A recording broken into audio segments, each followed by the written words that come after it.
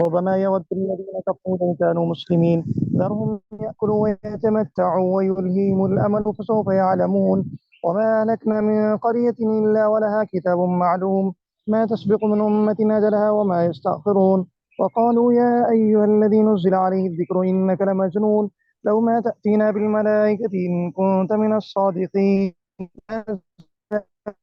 بالحق وما كانوا إذا منظرين.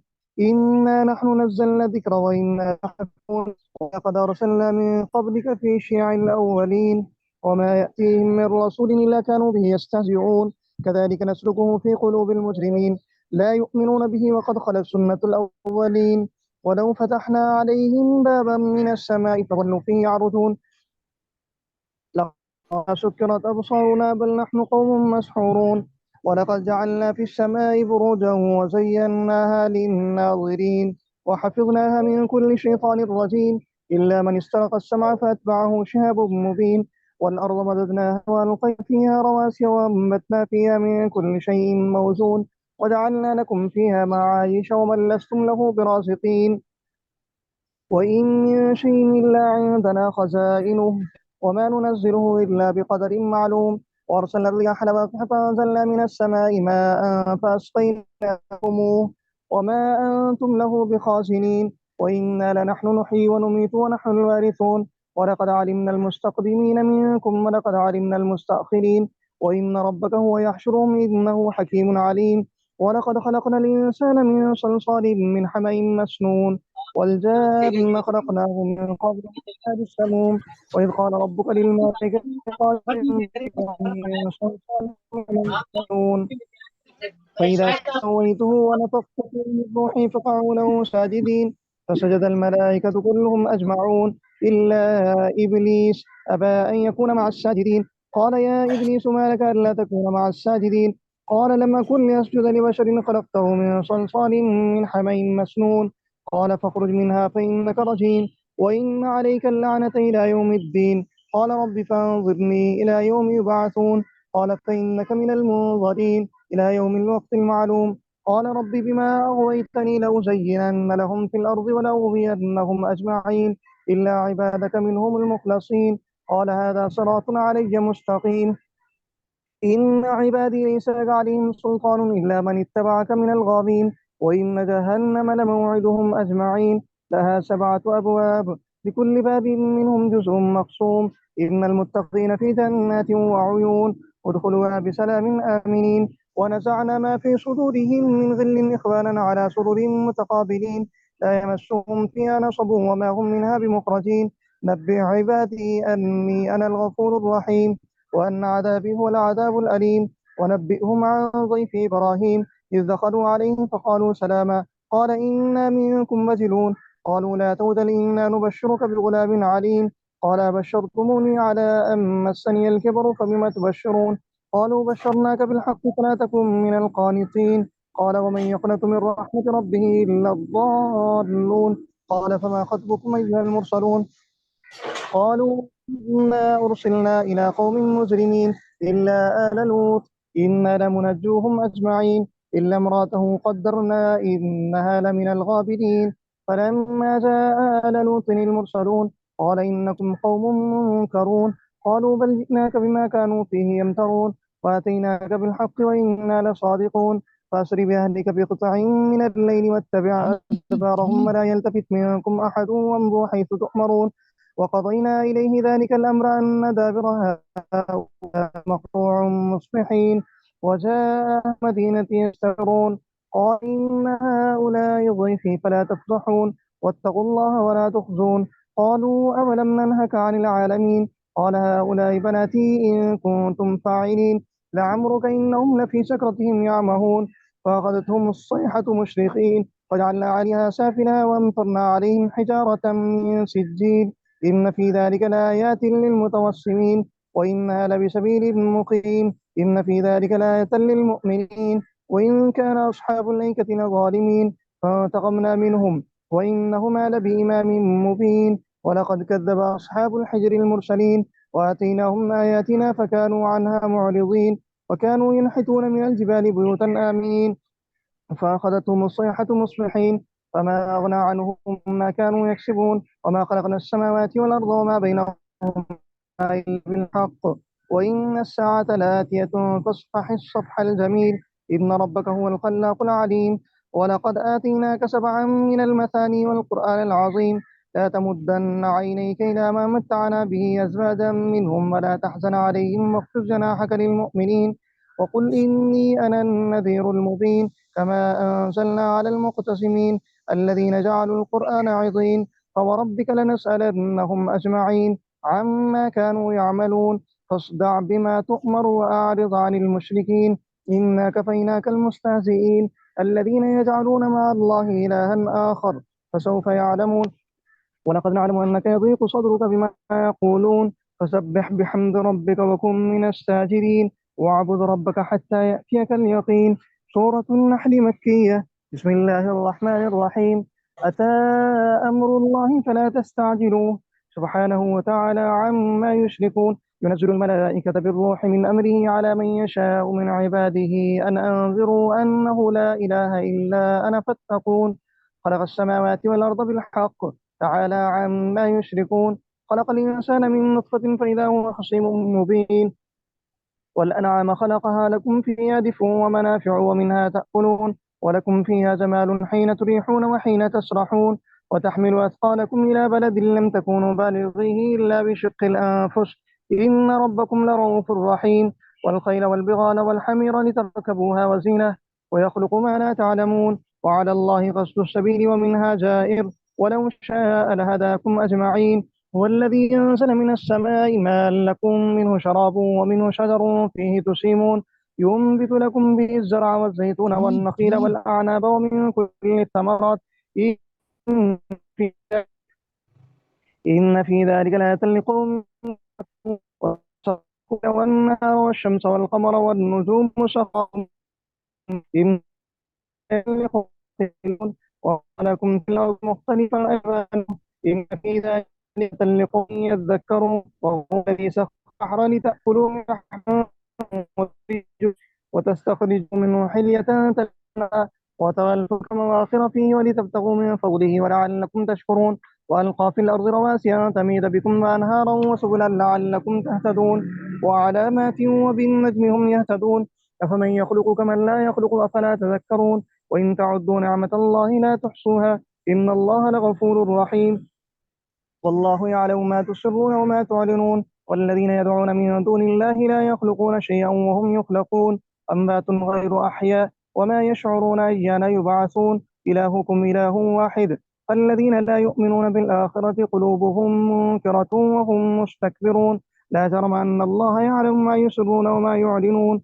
إنه لا يحب المستكبرين وإذا قيل لهم ماذا أنزل ربكم قالوا أساطير الأولين ليحملوا أوزارهم كاملة يوم القيامة ومن أوزار الذين يضلونهم بغير علم ألا ساء ما يزرون قد مكر الذين من قبلهم فأتى الله بنيانهم من القواعد فخر عليهم السقف من فوقهم وآتاهم العذاب من حيث لا يشعرون ثم يوم القيامة يخزيهم ويقول أين شركائي الذين كنتم تشاقون فيهم قال الذين أوتوا العلم إن الخزي اليوم والسوء على الكافرين الذين تتهم الملائكة ظالمي أنفسهم فألقوا السلام ما كنا نعمل من سوء بلى إن الله عليم بما كنتم تعملون فادخلوا أبواب جهنم خالدين فيها فلبئس مثوى المتقين وقيل للذين اتقوا ماذا أنزل ربكم قالوا خيرا للذين أحسنوا في هذه الدنيا حسنة ولدار الآخرة خير ولنعم دار المتقين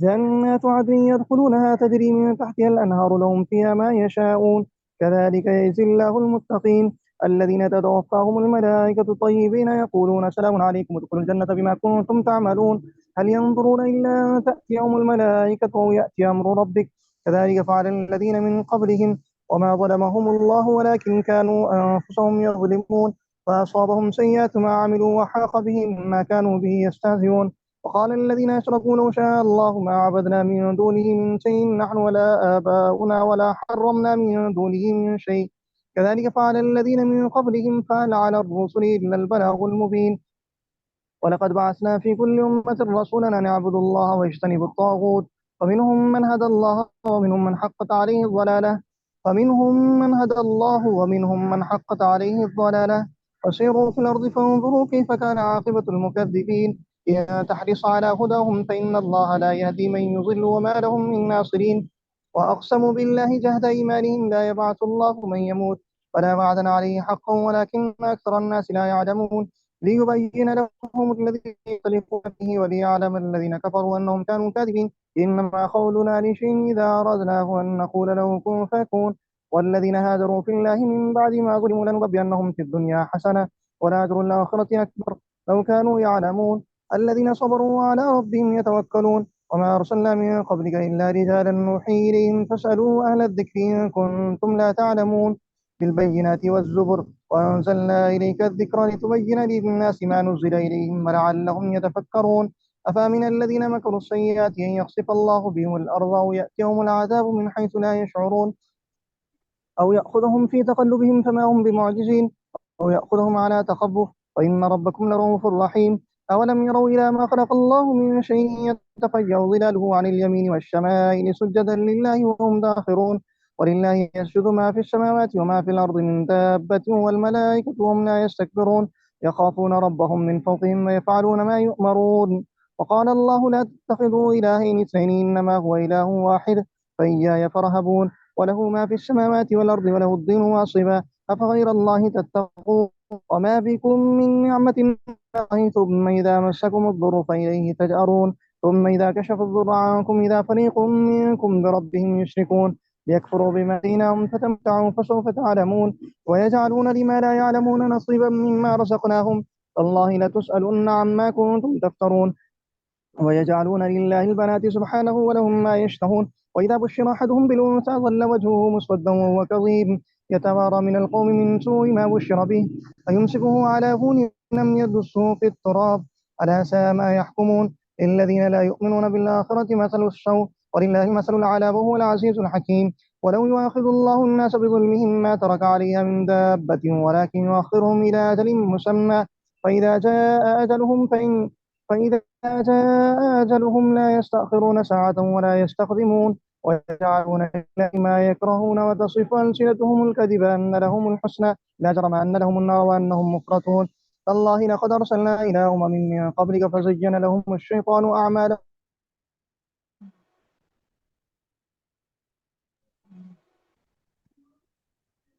فهم اليوم ولهم عذاب أليم وما أنزلنا عليك الكتاب إلا لتبين لهم الذي اختلفوا فيه هدى ورحمة لقوم يؤمنون والله أنزل من السماء ماء فأحيا به الأرض بعد موتها إن في ذلك لآية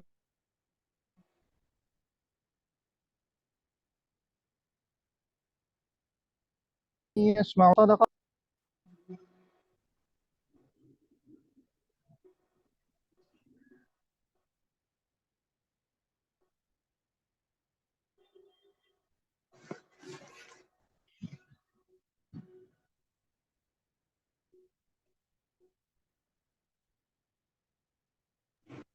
بسم الله الرحمن الرحيم وإن لكم في الأنعام لعبرة يسقيكم مما في بطونه من بين فرث ودم لبنا خالصا سائغا للشاربين ومن ثمرات النخيل والأعناب تتخذون منه سكرا ورزقا حسنا إن في ذلك لآية لقوم يعقلون أوحى ربك إلى النحل أن اتخذي من الجبال بيوتا ومن الشجر ومما يعرشون ثم كلي من كل الثمرات فاسلكي سبل ربك ذللا يخرج من بطونها شراب مختلف ألوانه فيها شفاء للناس إن في ذلك لآية لقوم يتفكرون والله خلقكم ثم يتوفاكم ومنكم من يرد إلى أرذل الأمور لكي لا يعلم بعد علم شيئا إن الله عليم قدير والله فضل بعضكم على بعض في الرزق فمن الذين فضلوا برغاد رزقهم على ما ملكت أيمانهم فهم فيه سواء أفبنعمة الله يجحدون والله جعل لكم من أنفسكم أزواجا وجعل لكم من أزواجكم بنين وحفظة ورزقكم من الطيبات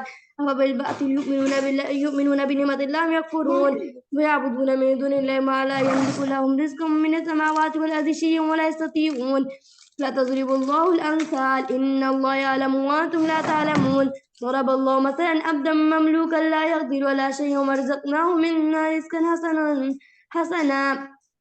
حسنا فهو ينفق منه سرا وجهرا هل يستوون الحمد لله بل أكثرهم لا يعلمون وضرب الله مثلا رجلين أحدهما أبكم على يقدر على شيء وقدر على مولاه أينما يوجهه لا يأتي بخير هل يستوي هو ومن يأمر بالعدل وهو على صراط مستقيم ولله غيب السماوات والأرض وما أمر الساعة إلا كلمح البصر وهو أقرب إن الله على كل شيء قدير والله خرجكم من بطون أمهاتكم لا تعلمون شيئا وجعل لكم السمع والأبصار والأفئدة ولعلكم تشكرون أولم يروا الطير مسخرات في جو السماء ما يمسكهن إلا الله إن في ذلك لآيات لقوم يؤمنون والله جعل لكم من بيوتكم سكنا وجعل لكم من جلود الأنعام بيوتا تستخفونها يوم صعنكم ومقامتكم من أصوافها وأوبارها وأشعارها إثاث ومتاع إلى حين والله جعل لكم مما خلق ظلالا وجعل لكم من الجبال أكنانا وجعل لكم سرابيل تقيكم الحر وسرابيل تقيكم بأسكم كذلك يتم نعمته عليكم لعلكم تسلمون فإن تولوا فإنما عليك البلاغ المبين يعرفون نعمة الله ثم ينكرونها أكثرهم الكافرون ويوم نبعث من كل أمة شهيدا ثم يؤذن الذين كفروا لهم يستعتبون وإذا رأى الذين ظلموا العذاب فلا يخفف عنهم العذاب ولا هم ينصرون وإذا رأى الذين أشركوا شركاءهم قالوا ربنا هؤلاء شركاؤنا الذين كنا ندعو من دونك فألقوا إليهم القول إنكم لكاذبون صدق الله العظيم.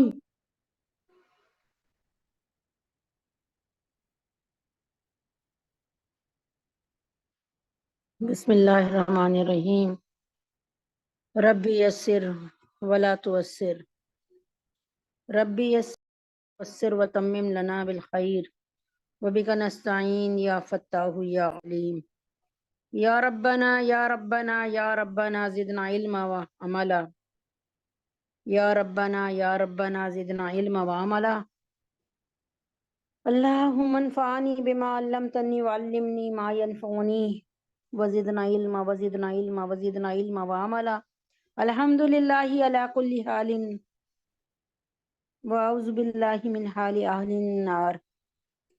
السلام علیکم ورحمۃ اللہ وبرکاتہ۔ بسم اللہ الرحمن الرحیم۔ سورۃ النحل، پارہ نمبر 14، رکوع نمبر 9 سے آگے۔ بسم اللہ الرحمن الرحیم۔ یہاں پہ اللہ تعالیٰ فرماتے ہیں کہ اور راستوں کی پہچان کے لیے افمن یخلق کمن لا یخلق افلا تذکرون، آیت نمبر 21 تک ہے۔ اور راستوں کی پہچان کے لیے بہت سی علامتیں بنائی ہیں اور ستاروں سے بھی لوگ رستہ معلوم کرتے ہیں۔ پہلے ستاروں کی روشنی میں ہی رستہ معلوم کیا جاتا تھا رات کا۔ اب بتاؤ کہ جو ذات یہ ساری چیزیں پیدا کرتی ہے، کیا وہ ان کے برابر ہو سکتی ہے جو کچھ پیدا نہیں کرتے؟ کیا پھر بھی تم کوئی سبق نہیں لیتے؟ اور اگر تم اللہ کی نعمتوں کو گننے لگو تو انہیں شمار نہیں کر سکتے۔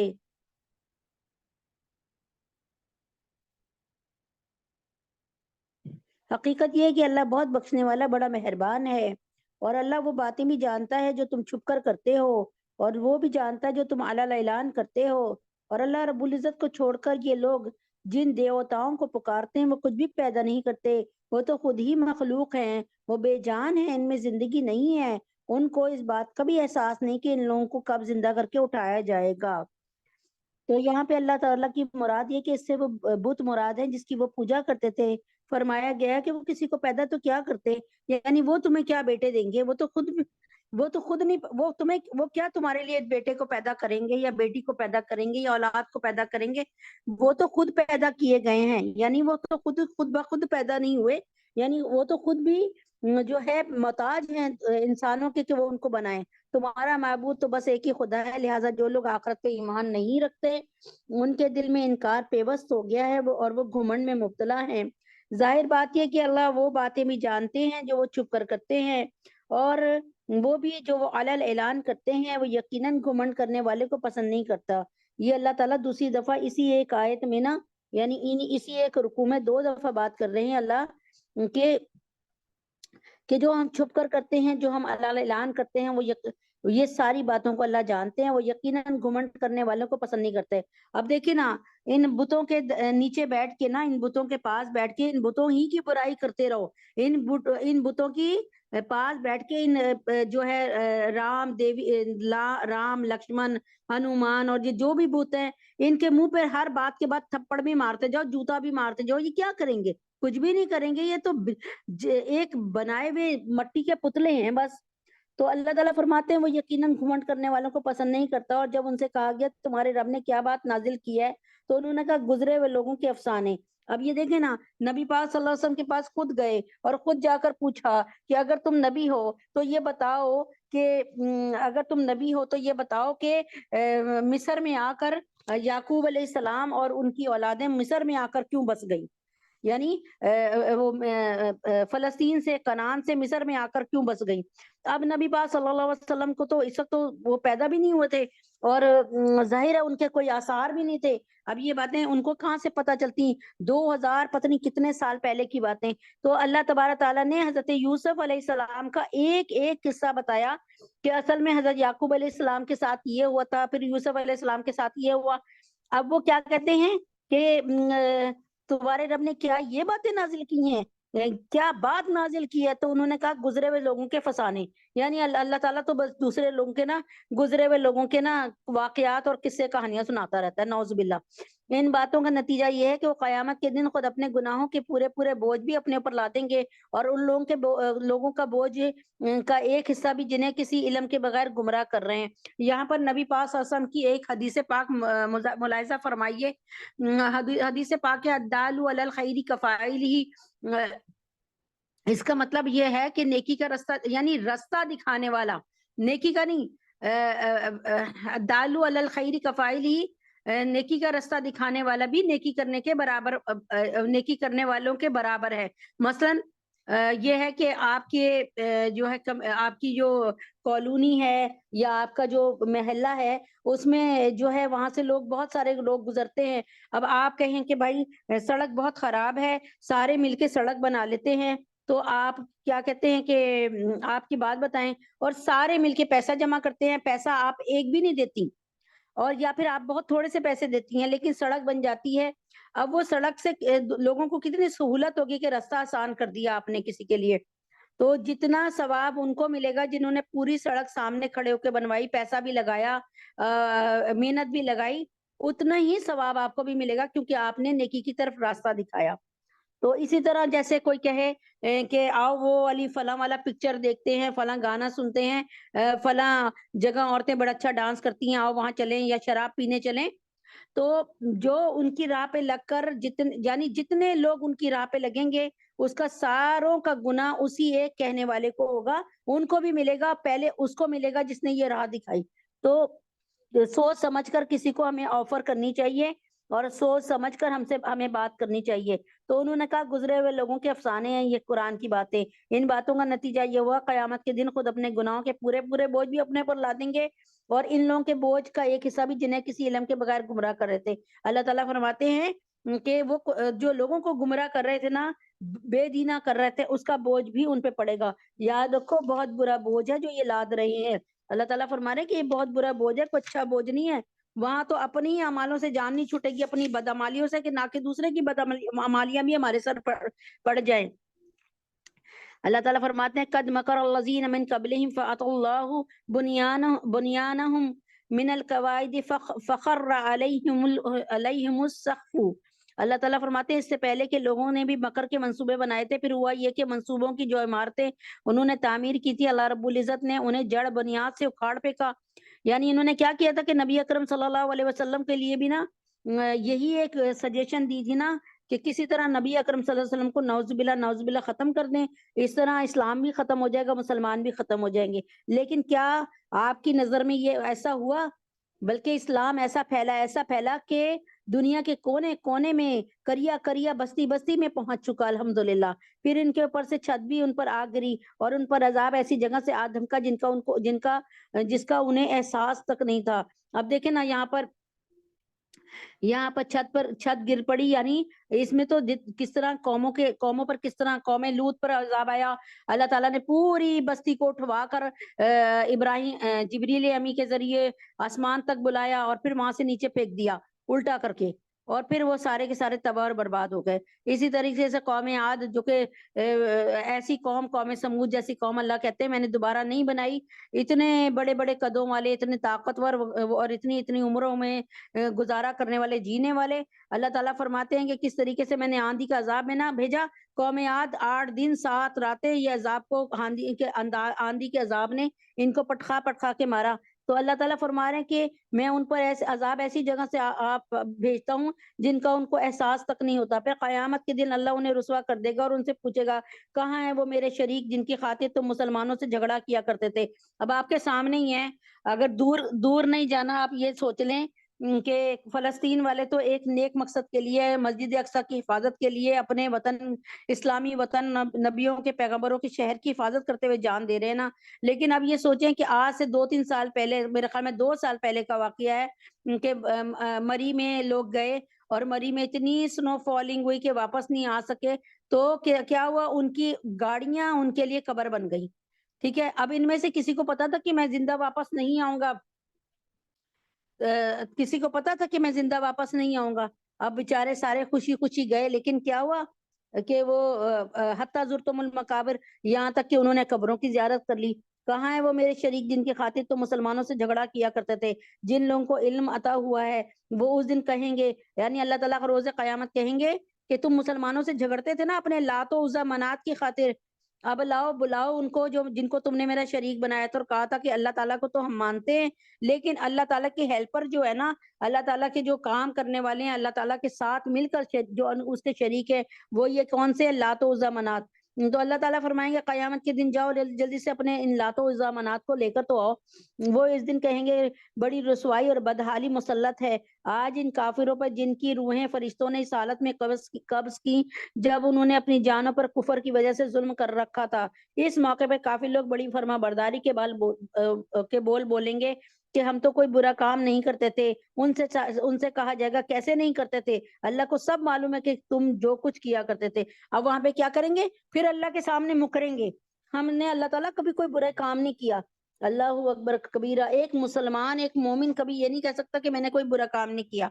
वो इतना बच बच के संभलने वाला बंदा, संभल संभल के चलने वाला भी अल्लाह से डरता रहेगा और कहेगा अल्लाह ताला हमने तो पूरी जिंदगी अपनी गुनाहों में बसर की। लेकिन ये काफिर कितने शेर दिल होंगे कि ये कहेंगे कि हमने तो कोई ऐसा काम नहीं किया जिसकी ये पकड़ आ रही है। लिहाजा अब हमें हमेशा, अल्लाह फरमाएंगे, लिहाजा अब हमेशा जहन्नम में रहने के लिए उसके दरवाजों में दाखिल हो जाओ, क्योंकि क्योंकि तकब्बुर करने वालों का यही बुरा ठिकाना है। और दूसरी तरफ मुत्तकी लोगों से पूछा गया कि तुम्हारे परवरदिगार ने क्या चीज नाजिल की? तो उन्होंने कहा खैर ही खैर उतारी है। और इस तरह जिन लोगों ने नेकी की रविश अख्तियार की उनके लिए इस दुनिया में भी बेहतरी है और आखिरत का घर तो है ही सरापा बेहतरी।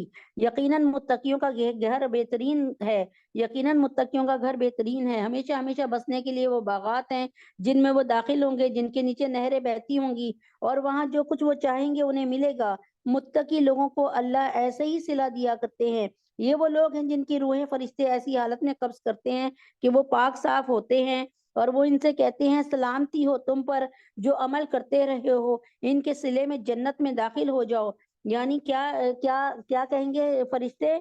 कहेंगे जन्नात अदनी यदखुलूनहा तजरी मिन तहतिहा अल-अनहार लहुम फीहा मा यशाऊन। वो कहेंगे, वो इनसे कहते हैं सलामती हो तुम पर जो अमल तुम करते रहो, इसके सिले में तुम जन्नत में दाखिल हो जाओ। ये काफिर लोग अभी ईमान लाने के लिए इसके सिवा किस बात के मुंतजिर हैं कि उनके पास फरिश्ते आ खड़े हों या कयामत या अजाब की सूरत में तुम्हारे परवरदिगार का हुक्म ही आ जाए? यानी ये काफिर किस बात के मुंतजिर हैं कि मौत का फरिश्ता आ जाए इनके सर पे, या फिर इनको कोई जलजला या कोई सैलाब या कोई जानलेवा बीमारी हो जाए, यानी कोई अजाब इन पर आ पड़े, तो यानी इसके मुंतजिर हैं। तो जाहिर है अगर वो इसके मुंतजिर हैं तो इसके बाद उनके पास कोई राह फरार नहीं है।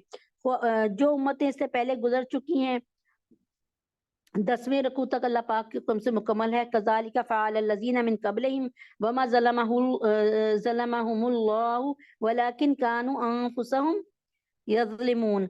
जो उम्मतें इनसे पहले गुजरी हैं उन्होंने भी ऐसे ही किया था और अल्लाह रब्बुल इज़्ज़त ने उन पर कोई जुल्म नहीं किया, लेकिन वो खुद अपनी जानों पर जुल्म ढाते ही रहे, इसलिए उनके बुरे अमाल का वबाल उन पर पड़ा हुआ है। और वो जिस चीज़ का वो मजाक उड़ाया करते थे उसी ने उनको आन कर घेर लिया। और जिन लोगों ने शिर्क इख्तियार किया वो कहते हैं अगर अल्लाह रब्बुल इज़्ज़त चाहते तो हम उसके सिवा किसी और चीज़ की इबादत ना करते। देखें, जैसे आप एक क्लास टीचर जो होता है वो बड़े मुखलिस होकर पढ़ा रहा होता है, ठीक है, तो अब सबको पढ़ा रहा होता है, उसमें अगर 20 स्टूडेंट है तो 10 स्टूडेंट या 5 स्टूडेंट बड़ी तवज्जो से पढ़ रहे हैं, काम भी करके ला रहे हैं, लेकिन अगर बाकी 10 स्टूडेंट सही तरह नहीं पढ़ रहे तो इसमें उस्ताद का तो कसूर नहीं है। उस्ताद के सबक को सुन के जो फर्स्ट आ रहे हैं वही उस्ताद के सबक को खोकर फेल हो रहे हैं, तो इसमें उस्ताद का तो कोई कसूर नहीं कसूर नहीं है। अगर अल्लाह रब्बुल इज़्ज़त चाहते तो हम इसके सिवा किसी और चीज की इबादत ना करते, ना हमारे बाप दादा और ना हम इसके हुक्म के बगैर कोई चीज हराम करार देते। जो उम्मतें इनसे पहले गुजरी हैं यानी खाली खूली बातें बना रहे हैं कि भाई अगर अल्लाह को इतनी राय हिदायत पसंद थी, हमारी हमसे इतना प्यार था तो हमें राय हिदायत की तरफ ले आते। लेकिन ये तो अब आपने देखना है ना कि आपको क्लास में दाखिला मिल गया कि आपने किस तरह पढ़कर आगे कामयाब होना है। उन्होंने भी ऐसे ही किया था, लेकिन पैगंबरों की जिम्मेदारी इसके सिवा कुछ नहीं कि वो साफ साफ तरीके पर पैगाम पहुंचा दे।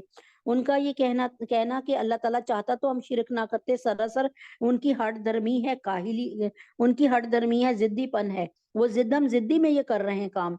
अल्लाह ताला फरमाते हैं और उन्होंने जो ये कहा कि हम कोई चीज हराम करार नहीं देते, इससे इन जानवरों की तरफ इशारा है जो उन्होंने बुतों के नाम पे हराम कर रखे थे। तो ये क्या करते थे, अगर जैसे एक मिसाल के तौर पे एक बकरी है, तो बकरी के जो कान होते हैं ना उसको चीर दिया, बकरा या बकरी के उसके कान के 2 टुकड़े कर दिया, उसे चीर दिया और चीर के कहते थे ये एक निशानी है, इस बकरी को कोई ना सताई, ये हमारे लातो उज़्ज़ा मनात के नाम है। इस तरीके से ये जो है अपने बुतों के नाम चढ़ावे चढ़ाते थे। और यहाँ पर अल्लाह ताला की अदालत में सारे मुकर्रर हैं। बिस्मिल्लाहिर्रहमानिर्रहीम। वलक़द बाअसना फ़ी कुल्ली उम्मतिर रसूलन अन इब्दुल्लाह वज्तनिबुत तागूत। अल्लाह ताला क्या फरमा रहे हैं, और वाकया ये कि हमने हर उम्मत में कोई ना कोई पैगंबर इस हिदायत के साथ भेजा है कि तुम अल्लाह की रब्बुल इज़्ज़त की इबादत करो और तागूत से इज्तनाब करो, बचो।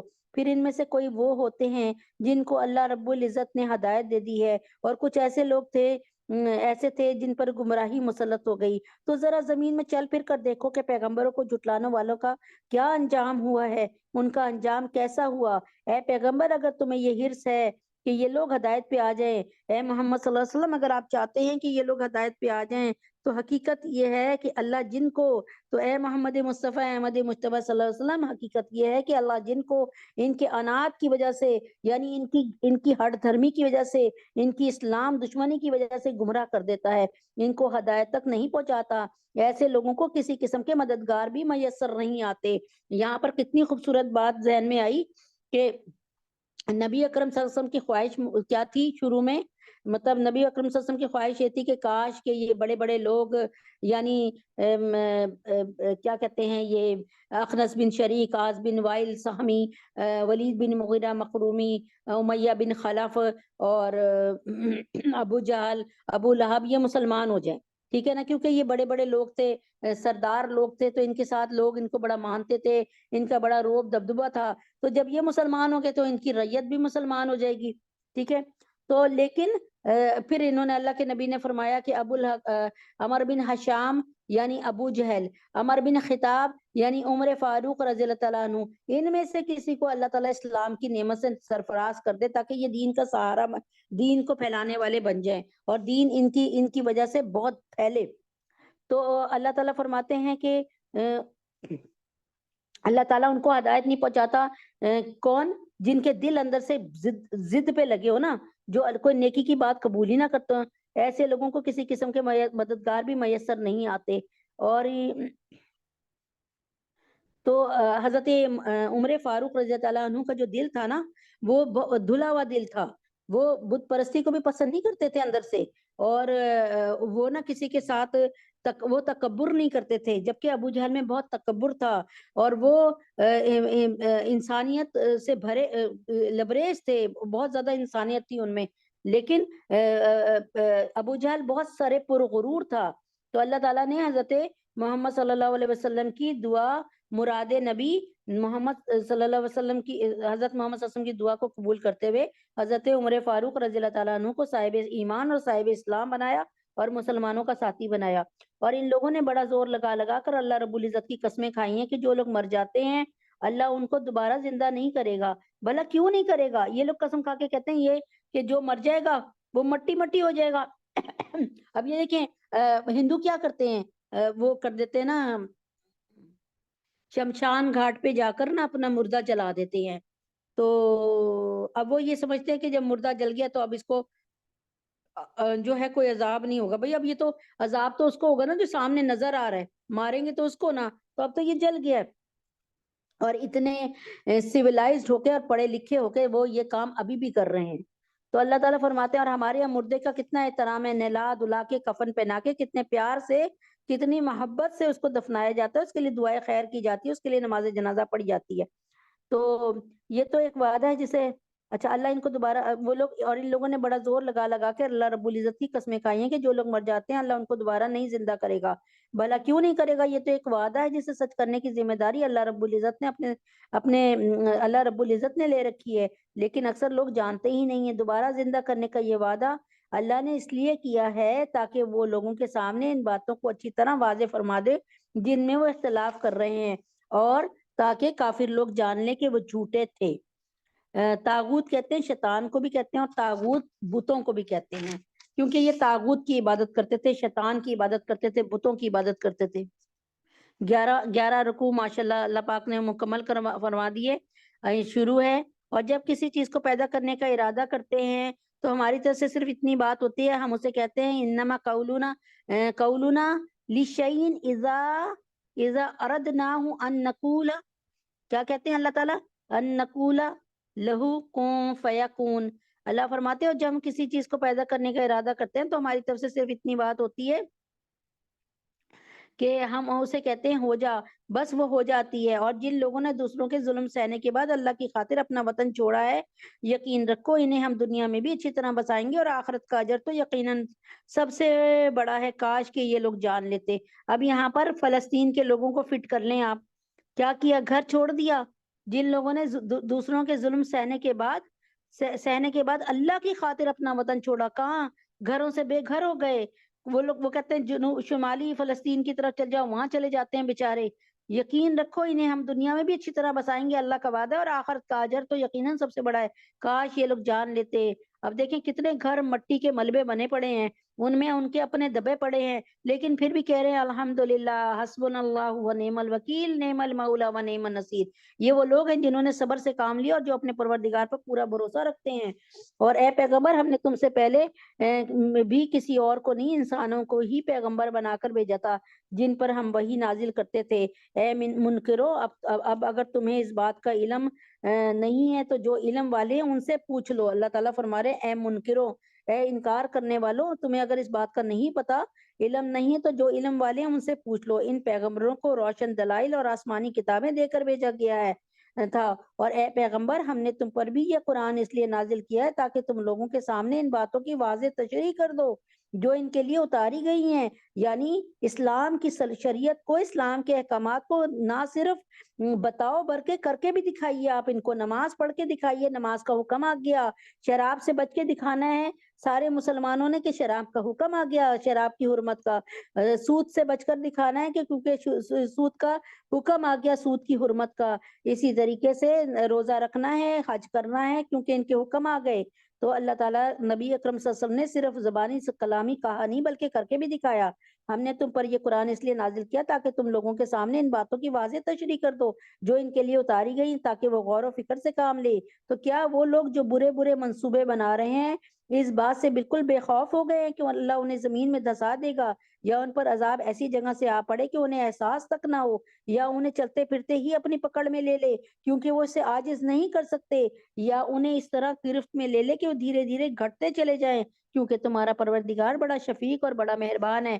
آج سے کتنے سال پہلے کی بات ہوگی، میرے خیال میں آج سے کوئی 13-14 سال پہلے کی بات ہوگی کہ تیسرا غالباً روزہ تھا اور صبح کا وقت تھا 9-10 بجے کا، اور کیسا زبردست زلزلہ آیا تھا کہ جس نے مارگلا ٹاور جو کہ اس میں تھا اسلام آباد میں، اور اس میں لکھا تھا 12 گاؤں، وہ زلزلہ پتہ نہیں 6 منٹ 7 منٹ کا تھا لیکن 12 گاؤں کو کھا گیا، 12 گاؤں۔ واللہ عالم اس میں مطلب جو پڑھائی بات ہے وہ جو سنائی بات ہے۔ تو اللہ تعالیٰ کا عذاب تو کسی وقت بھی آ سکتا ہے، اللہ تعالیٰ اسی لیے ہر وقت اللہ سے توبہ کر کے رکھنی چاہیے اور اللہ تعالیٰ کے احکامات کی پابندی کرتے ہوئے، تاکہ ہم مریں بھی تو اللہ تعالیٰ کے ہو کر مریں۔ کیا انہوں نے نہیں دیکھا کہ اللہ نے جو چیز بھی پیدا کیا اس کے سائے اللہ کو سجدہ کرتے ہیں، کرتے ہوئے دائیں اور بائیں جھکے رہتے ہیں اور وہ سب عاجزی کا اظہار کر رہے ہوتے ہیں۔ انسان کتنا بھی مغرور یا متکبر ہو جائے، اس کا سایہ جب زمین پر پڑتا ہے تو وہ عاجزی اور انکساری کا مظاہرہ کرتا ہے، یعنی زمین پہ ہی پڑتا ہے نا، کھڑا نہیں ہوتا سایہ ہمیشہ زمین پہ ہوتا ہے نا۔ اس طرح اللہ تعالیٰ نے ہر مخلوق کے ساتھ اس کے سائے کی شکل میں ایک ایسی چیز پیدا کر دی جو اس کے اختیار کے بغیر ہر وقت اللہ رب العزت کے آگے سجدہ ریز ہوتی ہے، یعنی ہم سجدہ کریں چاہے نہ کریں لیکن ہمارا سایہ سجدہ ریز ہوتا ہے۔ یہاں تک کہ جو لوگ سورج کی پوجا کرتے ہیں وہ خود تو سورج کے آگے جھک رہے ہوتے ہیں اور ان کے سائے ان کی مخالف سمت میں سجدہ ریز ہو رہے ہوتے ہیں، ٹھیک ہے، یعنی کیا وہ خود جھک رہے ہوتے ہیں سورج کے آگے لیکن ان کے جو سائے ہوتے ہیں وہ اللہ کے آگے نیچے سجدہ ریز ہو جاتے ہیں۔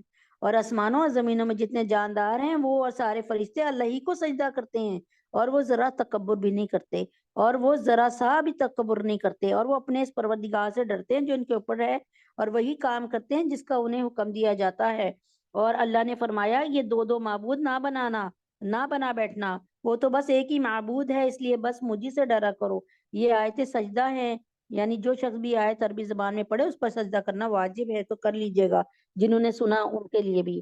اور آسمانوں اور زمینوں میں وَلَهُ مَا فِي السَّمَاوَاتِ وَالْأَرْضِ وَلَهُ الدِّينِ وَاسِبًا أَفَغَيْرَ اللَّهِ تَتَّقُونَ۔ اللہ فرماتے ہیں اور آسمانوں اور زمینوں میں جو کچھ ہے اسی کا ہے اور اسی کی اطاعت ہر حالت میں لازم ہے۔ کیا پھر بھی تم اللہ کے سوا اوروں سے ڈرتے ہو؟ اور تم کو جو نعمت بھی حاصل ہوتی ہے وہ اللہ کی طرف سے ہوتی ہے۔ پھر جب تمہیں کوئی تکلیف پہنچتی ہے تو اسی سے فریادیں کرتے ہو، اس کے بعد جب وہ تم سے تکلیف دور کر دیتا ہے تو تم میں سے ایک گروہ اچانک اپنے پروردگار کے ساتھ شرک شروع کر دیتا ہے تاکہ ہم نے اس کو جو نعمت دی تھی اس کی ناشکری کرے۔ اچھا کچھ عیش کر لو، پھر عنقریب تمہیں پتہ چل جائے گا ہم نے جو رزق انہیں دیا ہے اس میں وہ ان بتوں کا حصہ لگاتے ہیں جن کی حقیقت خود انہیں معلوم نہیں۔ اللہ کی قسم تم سے ضرور باز پرس ہوگی۔ اللہ تعالیٰ کیا کر رہے ہیں؟ قسم کھا کے کہنے تاللہ لا تسألن اما کنتم تفترون۔ جو اللہ تعالیٰ فرما رہے ہیں اللہ کی قسم تم سے ضرور باز پرس ہوگی کہ تم کیسے بہتان باندھا کرتے تھے۔ یعنی عرب کے مشرکین اپنی زرعی پیداوار اور جانوروں کا حصہ بتوں کے نام پر نظر کر دیتے تھے۔ ہونا یہ چاہیے تھا کہ اللہ کے نام پہ نظر کرتے، اور اللہ نے خود کون سا کھانا ہے ہماری چیزوں کو؟ اللہ تبارک تعالیٰ کے بندوں کو کھلائیں گے تو اللہ تعالیٰ خوش ہوگا۔ وہ ہے نا حدیث پاک کا مفہوم کہ اے میرے بندے میں تجھ سے سوال کروں گا، میں تیرے پاس آیا تھا، میں بھوکا تھا، تو نے مجھے کھانا کھلایا۔ ہم کہیں گے اللہ تعالیٰ آپ کب آئے تھے؟ تو اللہ تعالیٰ پھر ہمارے سامنے اسکرین چلائیں گے، یعنی تصویر لے آئیں گے، وہ منظر لے آئیں گے کہ فقیر کہہ رہا ہے اللہ کے نام پہ ہمیں کچھ کھلا دو۔ اللہ تعالیٰ فرماتے ہیں اگر تو اس کو کھلاتا تو مجھے اس کے پاس ہی پاتا۔ اور اللہ کے لیے تو انہوں نے بیٹیاں گھر رکھی ہیں، سبحان اللہ، اور خود اپنے لیے وہ بیٹے چاہتے ہیں جو اپنی خواہش کے مطابق ہوں۔ یعنی وہ کہتے تھے کہ جب بیٹیاں پیدا ہوتی تھی تو ان کو زندہ درگور کر دیتے تھے، اور کہتے کہ اللہ تعالیٰ کے یہ جو اللہ تعالیٰ کے پاس جو فرشتے ہیں نا یہ اللہ کی بیٹیاں ہیں، اور اللہ تعالیٰ اتنی شان والے ہیں، ان کی بیٹیاں تو ہم کیوں، ہمیں تو بیٹیاں نہیں رکھنا چاہیے، اور یہ تو اللہ کی برابری کرنا ہو گیا۔ حالانکہ یہ اس بات کو یہ نہیں کرتے تھے، منہ سے یہ کہتے تھے، دل میں سوچتے تھے بیٹی پیدا ہوگی تو داماد کے آگے جھکنا پڑے گا۔ تو تفسیر میں یہ بات ہے اس کی۔ اور جب ان میں سے کسی کو بیٹی کی خوشخبری دی جاتی ہے تو اس کا چہرہ سیاہ پڑ جاتا ہے اور دل میں کڑتا رہتا ہے. اس خوشخبری کو برا سمجھ کر لوگوں سے چھپتا پھرتا رہتا ہے اور سوچتا ہے کہ ذلت برداشت کر کے اسے اپنے پاس رہنے دے یا اسے زمین میں گاڑ دے. دیکھو انہوں نے کتنی بری باتیں بیان کر رکھی ہیں. نبی اکرم صلی اللہ علیہ وسلم کے پاس حضرت ساسا رضی اللہ تعالیٰ عنہ آئے. انہوں نے فرمایا کہ یا رسول اللہ اگر کسی نے نیکی کے کام زمانہ جہالت میں کیے ہوں تو اس کا کوئی ثواب ملے گا؟ تو اللہ کے نبی نے فرمایا کیا بات ہے، مطلب کیا کہنا چاہ رہے ہو؟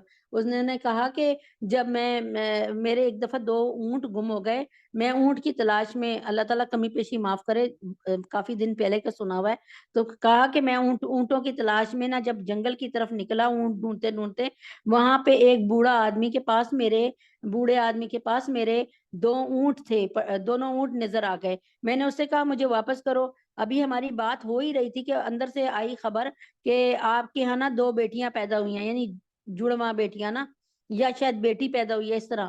تو کہنے لگا کہ اس نے فوراً کہا کہ اسے گاڑ دو، زمین میں گاڑ دو. تو کہنے لگے کہ میں تم مجھے بیٹی مجھے دے دو. حضرت ساسا نے فرمایا مجھے دے دو. تو انہوں نے کہا تم بدلے میں کیا دو گے؟ حالانکہ دیکھو وہ تو اسے چاہ رہا تھا کہ زندہ گاڑنا، تو لالچی ہو گیا طبیعت کا. تو اس نے کہا کہ انہوں نے کہا، حضرت ساسا نے فرمایا کہ تم یہ دونوں اونٹ میرے رکھ لو، یہ اونٹ میرے یہ سواریاں دونوں میری رکھ لو، اور بس ٹھیک ہے اس کو رکھ لو اور یہ مجھے دے دو. تو وہ بیٹیوں کو لے کے گئے. کہتے ہیں یا رسول اللہ اس طرح جہاں بھی مجھے پتا چلتا بیٹی ہے میں اس کو لے لیتا. میں نے ایک حویلی بنائی اور میری اس حویلی میں 300 بچیاں پرورش پا رہی ہیں اور ماشاءاللہ بڑی ہو گئی ہیں. اللہ کے نبی اکرم صلی اللہ علیہ وسلم اتنے خوش ہوئے اور آپ نے فرمایا، آپ نے بہت خوبصورت اس کو دعا دی، اور اللہ تعالیٰ کے یوں ایسے آزادی سے پاک کا مفہوم کہ اللہ تبارک تعالیٰ تمہیں اپنے خزانوں سے عطا فرمائیں گے انشاءاللہ. تو نیکیاں دیکھیں نہ کہیں آ کے اب اللہ تعالیٰ نے ایمان کی نعمت بھی دے دی، کلمے کی نعمت بھی، اور وہ نیکیوں کا کیا ہوا، اللہ تعالیٰ نے کتنے بول لگا لیے اس کے اور کتنی قیمت لگا دی. اور جب ان میں سے کسی کو بیٹی کی پیدائش کی خوشخبری دی جاتی تو ان کا چہرہ سیاہ پڑ جاتا اور دل میں کڑتا رہتا، اور اس سے خوشخبری کو برا سمجھ کر لوگوں سے چھپتا پڑتا تھا اور سوچتا تھا کہ ذلت برداشت کر کے اسے اپنے پاس رہنے دے یا اسے زمین میں گاڑ دے. دیکھو انہوں نے کتنی بری باتیں طے کر رکھی ہیں.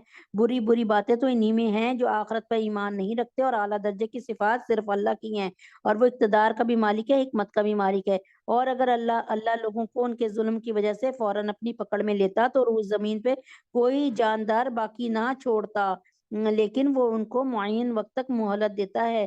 پھر جب ان کا وہ معین وقت آ جائے گا تو وہ گھڑی بھر بھی اس سے آگے پیچھے نہیں ہو سکیں گے. مشرکین عرب فرشتوں کو خدا کی بیٹیاں کہا کرتے تھے. اللہ تعالیٰ فرماتے ہیں اول تو اللہ تعالیٰ اولاد کی ضرورت سے پاک ہے. اللہ کو کسی لم یلد ولم یولد کسی اولاد کی ضرورت نہیں. دوسرے یہ خود اپنے لیے بیٹیوں کو پسند نہیں کرتے بلکہ بیٹوں کی ولادت کی خواہش مند رہتے ہیں، اور انہوں نے اللہ کے لیے وہ چیزیں گھڑ رکھی ہیں جنہیں خود ناپسند کرتے ہیں. پھر بھی ان کی زبانیں اپنی جھوٹی تعریف کرتی رہتی ہیں کہ ساری بھلائی انہی کے حصے میں ہے. لازمی بات ہے کہ ایسے رویے کی وجہ سے ان کے حصے میں تو دوزخ ہی دوزخ ہے اور انہیں اسی میں پڑا رہنے دیا جائے گا. اے پیغمبر اللہ کی قسم تم سے پہلے جو امتیں گزری ہیں ہم نے ان کے پاس پیغمبر بھیجے تھے تو شیطان نے ان کے اعمال کو خوب بنا سوار کر ان کے سامنے پیش کیا. چنانچہ وہی شیطان آج اس کا سرپرست بنا ہوا ہے اور اس کی وجہ سے ان کے لیے دردناک عذاب تیار ہے. اور ہم نے تم پر یہ کتاب اس لیے اتاری ہے تاکہ تم ان کے سامنے وہ باتیں کھول کھول کر بیان کر دو جن میں انہوں نے مختلف راستے اپنائے ہوئے ہیں، اور تاکہ یہ ایمان والوں کے لیے ہدایت اور رحمت کا سامان بن جائیں. اور اللہ نے آسمان سے پانی برسایا اور زمین کے مردہ ہو جانے کے بعد اس میں جان ڈال دی، اور یقیناً اس میں ان لوگوں کے لیے نشانی ہے جو بات سنتے ہیں. اور بے شک تمہارے لیے مویشیوں میں بھی سوچنے سمجھنے کا بڑا سامان ہے. ان کے پیٹ میں جو گوبر اور خون ہے اس کے بیچ میں سے ہم تمہیں ایسا صاف ستھرا دودھ پینے کو دیتے ہیں جو پینے والوں کے لیے خوشگوار ہوتا ہے. آپ کسی گائے کو کاٹ کے دیکھ لینا، بھینس کو، یعنی جو دودھ دیتی ہے اس میں جو مطلب کبھی دودھ نکلا، کبھی کوئی بکری کو کاٹ کے دیکھیں جس کے بچے دودھ پیتے ہوں یا وہ دودھ دیتی ہو تو اس بکری کے اندر سے دودھ نکلا، اللہ تعالیٰ فرماتے ہیں کہ ہم ان کے پیٹ میں جو گوبر اور خون ہے نا، ایک طرف خون ایک طرف گوبر، اس کے بیچ میں سے ہم تمہیں ایسا صاف ستھرا نتھرا ہوا دودھ پینے کو دیتے ہیں جو پینے والوں کے لیے خوشگوار ہے۔ کبھی آپ نے دیکھا کہ آپ کے دودھ میں کبھی گوبر آ گیا ہو یا خون آ گیا ہو؟ تو فرمایا کہ اور آپ کبھی بھینس کو کاٹ کے دیکھ لیں تو کبھی آپ نے دیکھا کہ بھینس کو یعنی گائے یا بھینس جو بھی دودھ دیتی ہے کہ اس میں جو ہے فیمیل کہ اس میں کبھی ایسا ہوا کہ اس دودھ میں خون کی آمیزش ہو اور یا گوبر ملا پڑا ہو؟ نہیں، کیسا نتھرا نتھرا صاف دودھ آتا ہے۔ اور کھجور کے پھلوں اور انگوروں سے بھی ہم تمہیں ایک مشروب عطا کرتے ہیں جس سے تم شراب بھی بناتے ہو اور پاکیزہ رزق بھی، اور بے شک اس میں بھی ان لوگوں کے لیے نشانی ہے جو عقل سے کام لیتے ہیں۔ اور تمہارے پروردگار نے شہد کی مکھی کے دل میں یہ بات ڈال دی کہ تو پہاڑوں میں، درختوں میں اور لوگ جو چھتریاں اٹھاتے ہیں ان میں اپنا گھر بنا لے۔ یہ صورت مکی ہے، جب یہ نازل ہوئی تو اس وقت شراب حرام نہیں ہوئی تھی، لیکن اس آیت میں شراب کو پاکیزہ رزق کے مقابلے میں ذکر فرمایا کہ ایک لطیف اشارہ اس طرح کر دیا کہ شراب پاکیزہ رزق نہیں ہے۔ یہ پہلا حکم، یعنی اللہ تعالیٰ کو پتا تھا لوگ شراب کے بہت بری طرح عادی ہیں، اس لیے شراب کو ایک حکم میں ممنوع قرار نہیں دیا، حرام قرار نہیں دیا، اس کے لیے 3 یا 4 حکم آئے، پھر آہستہ آہستہ تھوڑے تھوڑے دنوں بعد پھر کہیں جا کر شراب کو حرام کیا۔ پھر ہر قسم کے پھلوں سے اپنی خوراک حاصل کر کیا کرتی ہے کہ پھر ہر قسم کے پھلوں سے اپنی خوراک حاصل کر پھر ان رستوں پہ چل جو تیرے رب نے تیرے لیے آسان بنا دیے۔ شہد کی مکھی کی بات ہو رہی ہے، نحل کا مطلب یہی ہے شہد کی مکھی۔ اسی طرح اس مکھی کے پیٹ سے وہ مختلف رنگوں والا مشروب نکالتا ہے، وہ مشروب نکلتا ہے جس میں لوگوں کے لیے شفا ہے شہد میں۔ یقیناً ان سب باتوں میں ان لوگوں کے لیے نشانی ہے جو سوچتے سمجھتے ہوں۔ اور اللہ رب العزت نے تمہیں پیدا کیا ہے، پھر وہ تمہاری روح قبض کرتا ہے، اور تم میں کوئی ایسا ہوتا ہے جو عمر کے سب سے ناکارہ حصے تک پہنچا دیا جاتا ہے، یعنی ادھیڑ عمر 70 سال، 80 سال، 90 سال، جس میں پہنچ کر وہ سب کچھ جاننے کے بعد بھی کچھ نہیں جانتا۔ بے شک اللہ بڑے علم والے اور بڑی قدرت والے ہیں۔ بڑھاپے کے اس حصے میں انسان اس علم کو اکثر بھول جاتا ہے جو اس نے اپنی پچھلی زندگی میں حاصل کیا تھا۔ اور دوسرا مطلب یہ کہ اس زمانے میں بکثرت ایسا ہوتا ہے کہ ابھی اسے ایک بات بتائی گئی اور تھوڑی دیر میں پھر بات پوچھتا ہے۔ اکثر بوڑھے یہ کرتے ہیں، بار بار ٹائم پوچھ رہے ہوتے ہیں، بار بار پوچھ رہتے ہیں اذان کا ٹائم ہوا کہ نہیں، اور کہاں اپنے وقت میں کوئی ڈاکٹر، کوئی انجینئر، کوئی ہوتا ہے، لیکن جب ایسا عمر آتی ہے بڑھاپے کی اور شدید بڑھاپا ہوتا ہے تو اپنا آپ بھی بھول جاتا ہے۔ اور اللہ نے تم میں سے کچھ لوگوں کو رزق کے معاملے میں دوسروں پر برتری دے کے رکھی ہے۔ اب جن لوگوں کو برتری دی گئی ہے وہ اپنا رزق اپنے غلاموں کو اس طرح نہیں لوٹا دیتے کہ وہ سب برابر ہو جائیں۔ تو کیا یہ لوگ اللہ کی نعمتوں کا انکار کرتے ہیں؟ اور اللہ نے تمہیں میں سے تمہارے لیے بیویاں بنائی ہیں اور تمہاری بیویوں سے تمہارے لیے بیٹے اور پوتے پیدا کیے ہیں، اور تمہیں اچھی اچھی چیزوں میں سے رزق فراہم کیا ہے۔ کیا پھر بھی یہ لوگ بے بنیاد باتوں پر ایمان لاتے ہیں اور اللہ رب العزت کی نعمتوں کی ناشکری کرتے ہیں؟ یہ اللہ رب العزت کو چھوڑ کر ان چیزوں کی عبادت کرتے ہیں جن کو آسمانوں اور زمینوں میں کسی طرح کا رزق دینے کا نہ کوئی اختیار رکھتی ہیں اور نہ رکھ سکتی ہیں۔ یعنی یہ بت کیا دے سکتے ہیں؟ کچھ بھی نہیں دے سکتے۔ ابھی اذانیں ہونے والی ہیں انشاءاللہ۔ لہذا تم اللہ کے لیے مثالیں نہ گھڑو، بے شک اللہ جانتا ہے اور تم نہیں جانتے۔ اللہ ایک مثال دیتے ہیں، ایک طرف ایک غلام ہے جو کسی کی ملکیت میں ہے، اس کو کسی چیز پر کوئی اختیار نہیں، اور دوسری طرف وہ شخص ہے جس کو ہم نے اپنے پاس سے عمدہ رزق عطا کیا، اور وہ اس میں سے پوشیدہ طور پہ بھی کھلے بندوں بھی خوب خرچ کرتا ہے۔ کیا یہ دونوں برابر ہو سکتے ہیں؟ ساری تعریفیں اللہ رب العزت کے لیے ہیں، لیکن ان میں اکثر لوگ ایسی صاف بات بھی نہیں جانتے۔ اور اللہ ایک اور مثال دیتے ہیں کہ 2 آدمی ہیں، ان میں ایک گونگا ہے جو کوئی کام نہیں کر سکتا اور اپنے آقا پر بوجھ بنا ہوا ہے، وہ اسے جہاں کہیں بھیجتا ہے وہ کوئی ڈھنگ کا کام کر کے نہیں آتا۔ کیا ایسا شخص اس دوسرے آدمی کے برابر ہو سکتا ہے جو دوسروں کو بھی اعتدال کا حکم دیتا ہے اور خود بھی سیدھے راستے پر قائم ہے؟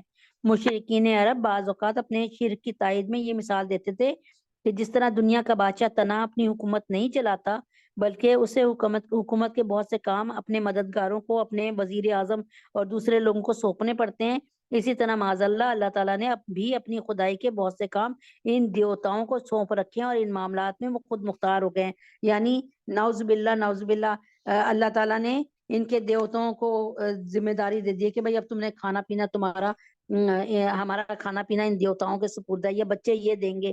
اللہ تبارک تعالیٰ تو ان شرک سے اور ایسی باتوں سے بالکل پاک ہیں۔ ابھی اذان کا وقت ہونے والا ہے تو انشاءاللہ پھر اور آسمانوں اور زمینوں کے سارے بھید اللہ کے قبضے میں ہیں، اور قیامت کا معاملہ آگ جھپکنے سے زیادہ نہیں ہوگا بلکہ اس سے بھی جلدی۔ یقین رکھو اللہ ہر چیز پہ پوری طرح قدرت رکھتے ہیں۔ اللہ نے تم کو تمہاری ماؤں کے پیٹ سے اس حالت میں نکالا کہ تم کچھ نہیں جانتے تھے، اور تمہارے لیے کان، آنکھیں اور دل پیدا کیے تاکہ تم شکر ادا کرو۔ کیا انہوں نے یعنی آنکھوں سے دیکھ کر، کانوں سے سن کر اور دل میں سمجھ کر اپنے دل کو سنوار لو، کیونکہ اللہ کا مطالبہ ہے کہ قلب سلیم کے ساتھ آنا میرے ساتھ، دل سنورے ہوئے دل کے ساتھ، جھکے ہوئے دل کے ساتھ، تاکہ تم شکر ادا کرو۔ کیا انہوں نے پرندوں کو نہیں دیکھا کہ وہ آسمان کی فضا میں اللہ کے حکم کے پابند ہیں؟ انہیں اللہ کے سوا کوئی اور نہیں تھامے ہوئے۔ یقیناً اس میں ان لوگوں کے لیے بڑی بڑی نشانیاں جو ایمان رکھتے ہوں۔ اس نے تمہارے لیے تمہارے گھروں کو سکون کی جگہ بنا دیا، اور تمہارے لیے مویشیوں کی کھالوں سے ایسے گھر بنائے جو تمہیں سفر پر روانہ ہوتے وقت اور کسی جگہ ٹھہرتے وقت ہلکے پھلکے محسوس ہوتے ہیں، اور ان کے اون، ان کی روحیں، ان کے بالوں سے گھریلو سامان اور ایسی چیزیں پیدا کی جو ایک مدت تک تمہیں فائدہ دیتی ہیں۔ اذان ہو رہی۔ اللہ اکبر، اللہ اکبر، اللہ اکبر، اللہ اکبر۔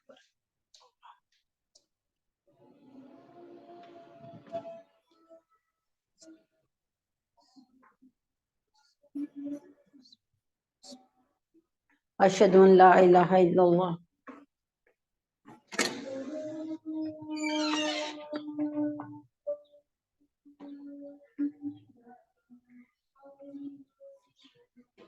اشہد ان لا الہ الا اللہ۔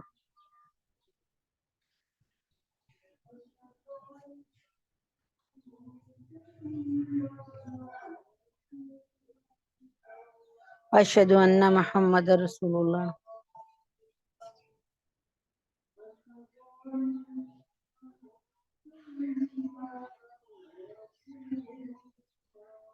اشہد ان محمد رسول اللہ۔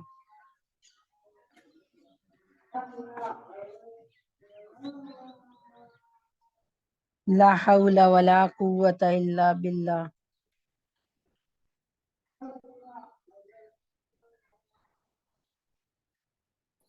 لا حول ولا قوة الا باللہ۔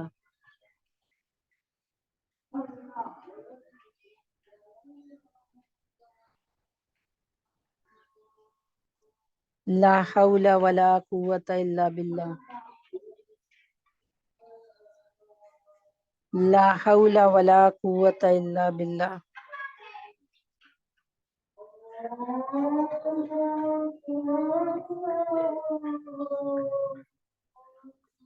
اللہ اکبر، اللہ اکبر۔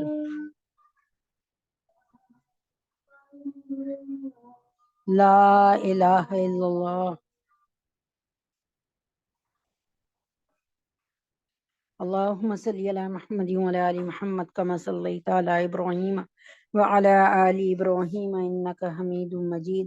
اللہم بارک علی محمد وعلی آل محمد کما بارکت علی ابراہیم وعلی آل ابراہیم انک حمید مجید۔ اللہم رب هذه الدعوة التامة والصلاة القائمة آت محمدا الوسیلة والفضیلة وابعثه مقاما محمودا الذي وعدته انك لا تخلف الميعاد۔ بس جی 4:28 ہوئے ہیں، 4:38 پہ انشاءاللہ دوبارہ سے اجرا کریں گے اس محفل کا۔ ہم نماز کے لیے آ جائیں، اپنے اپنے سیل فون کو ایسے ہی چھوڑ دیجئے، اور میرے لیے دعاؤں کی درخواست ہے، امت محمدیہ صلی اللہ علیہ وسلم کے لیے اور فلسطین کے لیے۔ السلام علیکم ورحمۃ اللہ۔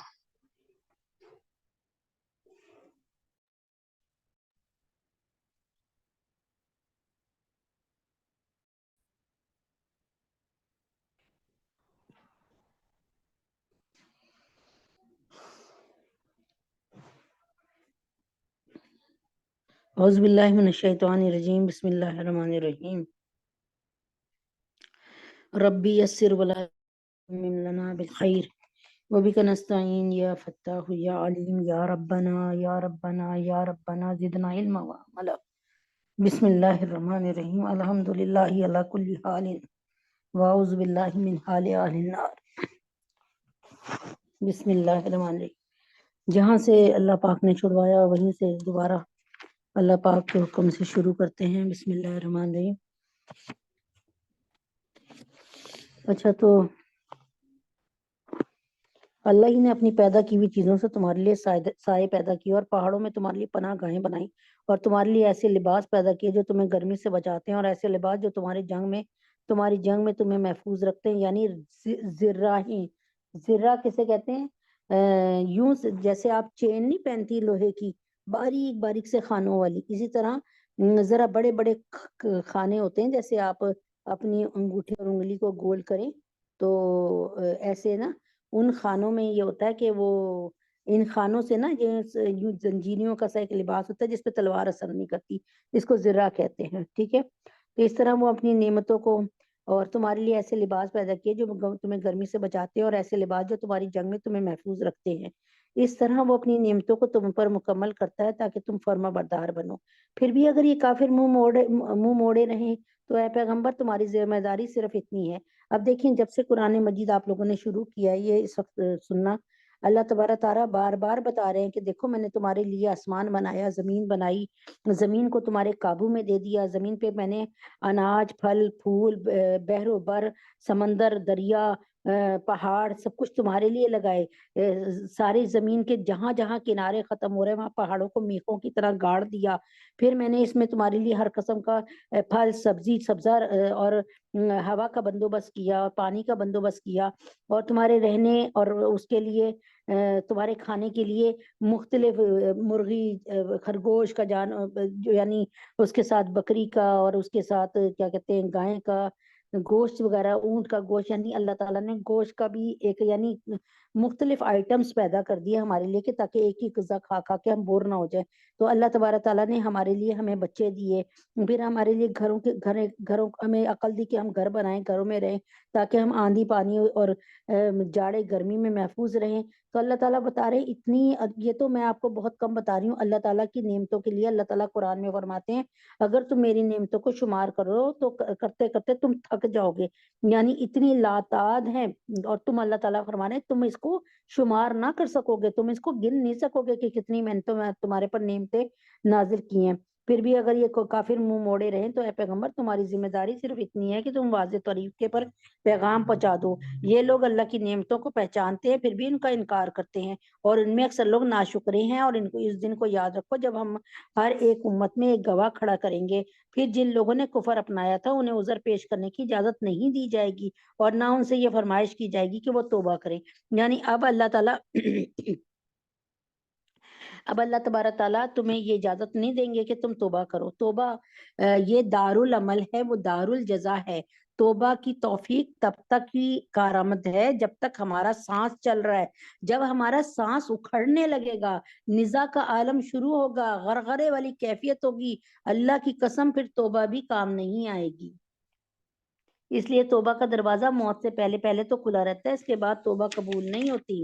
اور موت سے پہلے بھی میں آپ سے کہہ رہی ہوں، غرغرے کے عالم سے پہلے، نزا کے عالم سے پہلے یہ ہے۔ اور جب نزا کا عالم طاری ہوتا ہے تو پھر وہ کہتے ہیں نا کہ اس کے بعد نزا کے عالم کے بعد کوئی توبہ قبول نہیں۔ اور یہ جب ظالم عذاب کو آنکھوں سے دیکھ لیں گے تو نہ ان سے اس عذاب کو ہلکا کیا جائے گا اور نہ ان کو مہلت دی جائے گی۔ اور جن لوگوں نے اللہ رب العزت کے ساتھ شرک کیا تھا، جب وہ اپنے گڑے ہوئے شریکوں کو دیکھیں گے، یعنی جب ان کے سامنے ان کے شریکوں کو لایا جائے گا نا کہ یہ لات و عزا منات، اللہ تعالیٰ فرماتے ہیں کہ جب جو جیسے پیروں فقیروں کے اس میں آ جاتے ہیں نا چنگل میں، ٹھیک ہے، اور پیروں کی مانے جا رہے ہیں، پیر کہہ رہا ہے جی کالا بکرا ذبح کرو، اس کو جا کے نا قبر پہ ڈال دو، وہ ڈال دیں گے۔ اچھا جی فلاں جو ہے کبوتر کا گوشت لو اور یہ کرو۔ تو اللہ تعالیٰ فرماتے ہیں جب ان کو ان کے سامنے پیروں کے سامنے کھڑا کیا جائے گا تو یہ یعنی اللہ کو چھوڑ کر پیروں کے فقیروں کے اور قبر پرستی میں لگ گئے تو اللہ فرماتے ہیں جن لوگوں نے اللہ کے ساتھ شرک کیا تھا جب اپنے گھڑے ہوئے شریکوں کو دیکھیں گے تو کہیں گے اے ہمارے پروردگار یہ ہے ہمارے بنائے ہوئے وہ شریک جن کو ہم تجھے چھوڑ کر پکارا کرتے تھے. اس موقع پر وہ گھڑے ہوئے شریک ان پر بات پھینک ماریں گے کہ تم بالکل جھوٹے ہو, اور وہ اس دن اللہ کے سامنے فرما برداری کے بول بولنے لگیں گے, اور جو بہتان وہ باندھا کرتے تھے اس کا انہیں کوئی سراغ نہیں ملے گا. تو اللہ تو یہاں پر وہ پیر بھی مکر جائیں گے جن کی آپ لوگ جن کی لوگ بڑی جو مرید بنے پھرے جو پیر تھے نا ان کے جو مرید ان کو پکڑیں گے تو وہ کہیں گے ہمیں وہ کہیں گے کہ مطلب ہم نے تمہیں کہا تھا کہ تم ہمارے پیچھے پیچھے چلو. وہ بیزار ہو جائیں گے آپ سے اور آپ ان سے بیزار ہوں گے جن لوگوں نے کفر اپنا لیتا تھا اور دوسروں کو اللہ کے راستے سے روکا تھا. ان کے عذاب پر ہم مزید عذاب کا اضافہ کرتے رہیں گے. ہمارے قاری صاحب نے نا ان آیاتوں پر نا ہمیں ایک واقعہ بتایا. کہتے ہیں کہ ایک سچا واقعہ ہے کہ ایک آدمی تھا, اس کو بڑا وہ نیک مشہور ہو گیا, وہ بڑا پیر, لوگ اس کے پاس جانے لگے اور وہ بڑے ان کو وظائف بتاتا رہا اور ان لوگوں کے کام بنتے رہے. تو دیکھیں نا اللہ تعالیٰ تو بت پرستوں کے بھی کام بناتا ہے نا, تو اللہ تعالیٰ تو آپ کے عقیدوں کو مضبوط کر دیتا ہے نا جو بھی عقیدہ آپ کر لے. تو اب کیا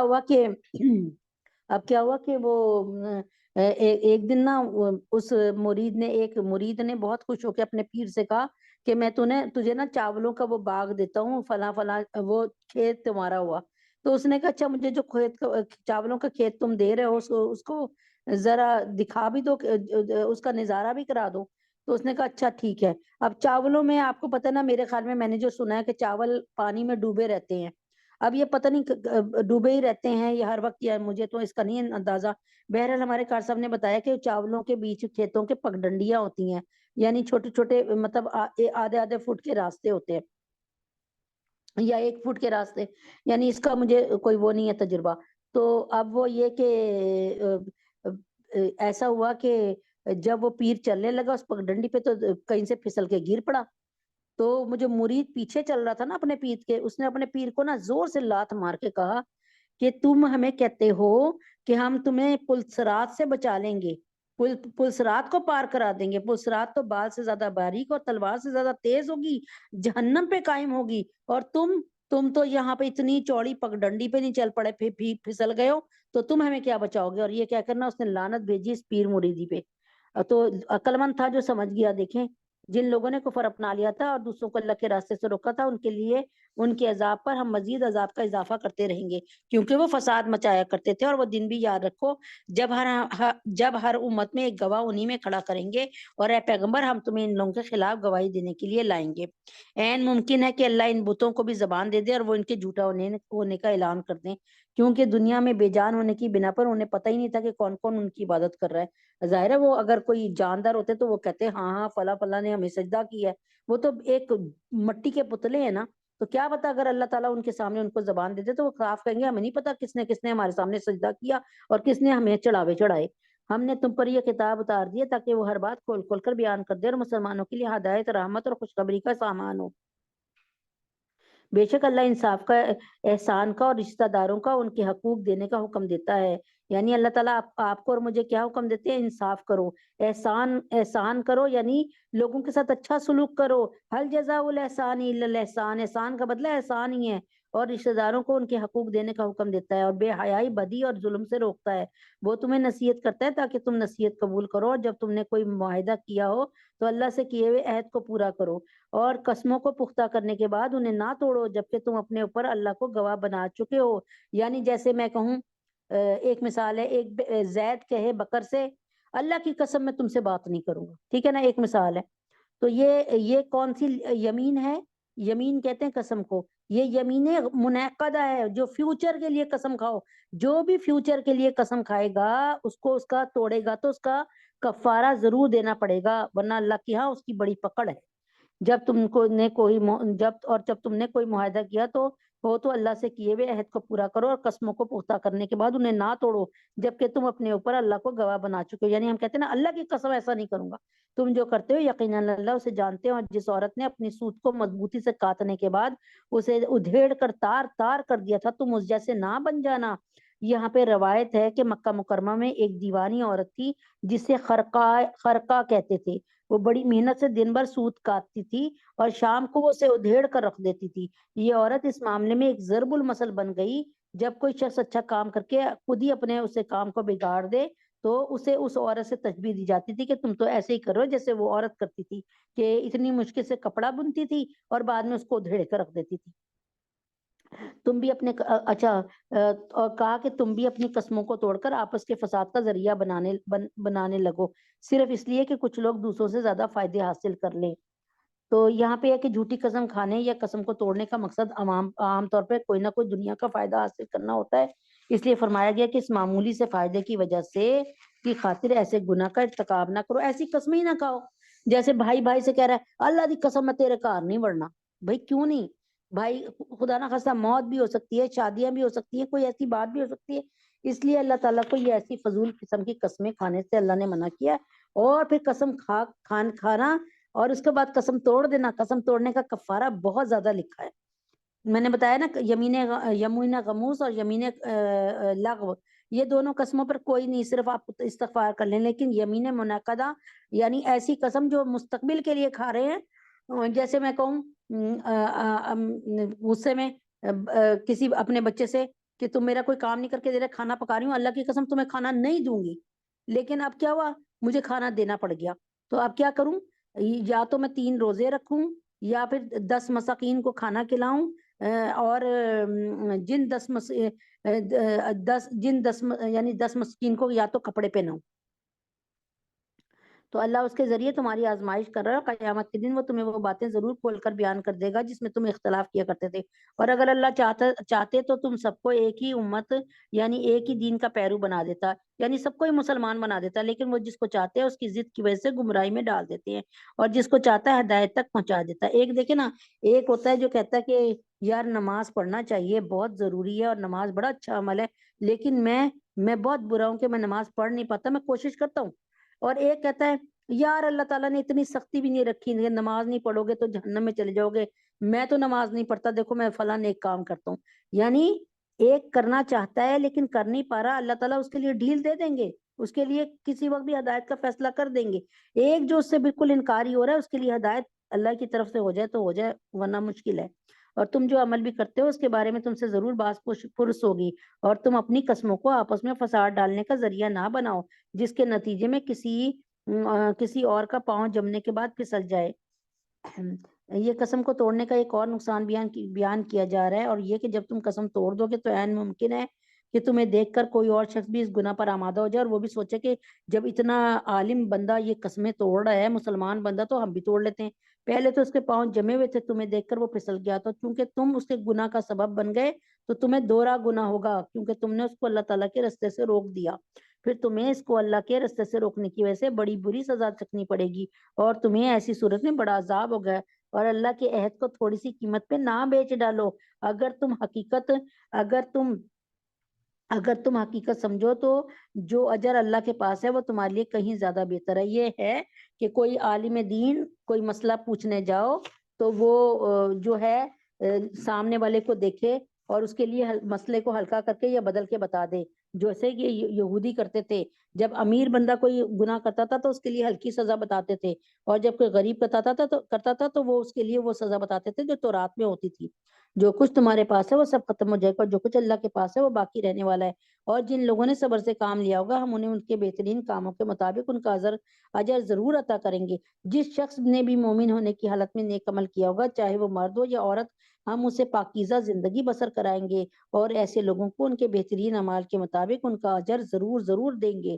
چنانچہ جب تم قرآن پڑھنے لگو تو شیطان مردود سے اللہ کی پناہ مانگ لیا کرو. کیوں؟ فَإِذَا قَرَأْتَ الْقُرْآنَ فَاسْتَعِذْ بِاللَّهِ مِنَ الشَّيْطَانِ الرَّجِيمِ.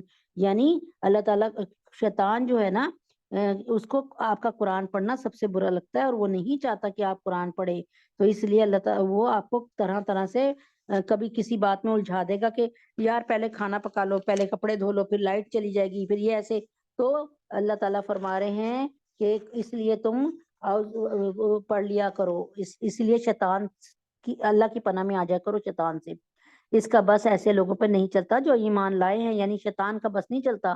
اور جو اپنے پروردگار پر بھروسہ رکھتے ہیں اس کا بس تو ان لوگوں پہ چلتا ہے جو اسے دوست بناتے ہیں، اور یعنی شیطان کا بس ان پہ چلتا ہے جو حضرت عیسیٰ علیہ السلام نے پوچھا شیطان سے کہ اچھا تم بتاؤ کہ تم جو ہے تم نے کس قسم کے لوگ پائے، مطلب کتنی قسم کے لوگ پائے؟ تو اس نے کہا ایک تو آپ کی طرح کے لوگ ہیں نفس مطمئنہ، یعنی ان کو لاکھ گناہ کی طرف کر لو یہ گناہ میں نہیں آتے۔ خود نبی اکرم صلی اللہ علیہ وسلم نے فرمایا تھا میرا بھی ایک شیطان ہے لیکن وہ ایمان لا چکا ہے، ٹھیک ہے نا، کچھ اس سے ملتی جلتی حدیث تھی، حدیث پاک کا مفہوم بتا رہی۔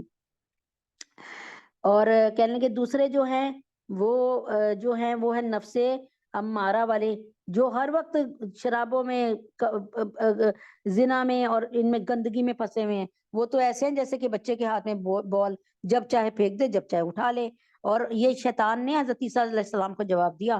اور ایک ہے نفس لوامہ والے، ارے یہ ہمارے لیے شیطان کہتا ہے یہ ہمارے لیے درد سر بن گئے ہیں، بڑی مشکل سے ان سے گناہ کراتے ہیں اور پھر یہ اتنا رونا ڈالتے ہیں کہ اللہ تعالیٰ ان کے پرانے گناہ کو بھی معاف کر دیتا ہے اس گناہ کے ساتھ۔ تو یہ ہمارے لیے بڑے سر درد ہے، یہ گناہ کی طرف بڑی مشکل سے آتے ہیں اور گناہ کرنے کے بعد اتنا رونا ڈالتے ہیں، اتنا اللہ سے اتنا جو ہے رونا ڈالتے ہیں اور اللہ سے اتنا بار بار توبہ کرتے ہیں کہ اللہ تبارک تعالیٰ ان کے پرانے گناہ کو بھی معاف کرتا ہے۔ تو یہ نفس لوامہ جو ہے نا، ملامت کرنے والا دل، یعنی ان کے دل ان کو ملامت کرتا رہتا ہے تم نے غلط کام کیا، غلط کام کیا۔ ان کا بس تو ان لوگوں پہ چلتا ہے جو اسے دوست بناتے ہیں اور اللہ کے ساتھ شرک کا ارتکاب کرتے ہیں، شیطان کے متعلق بتا رہے ہیں اور شیطان پرست لوگوں کے لیے۔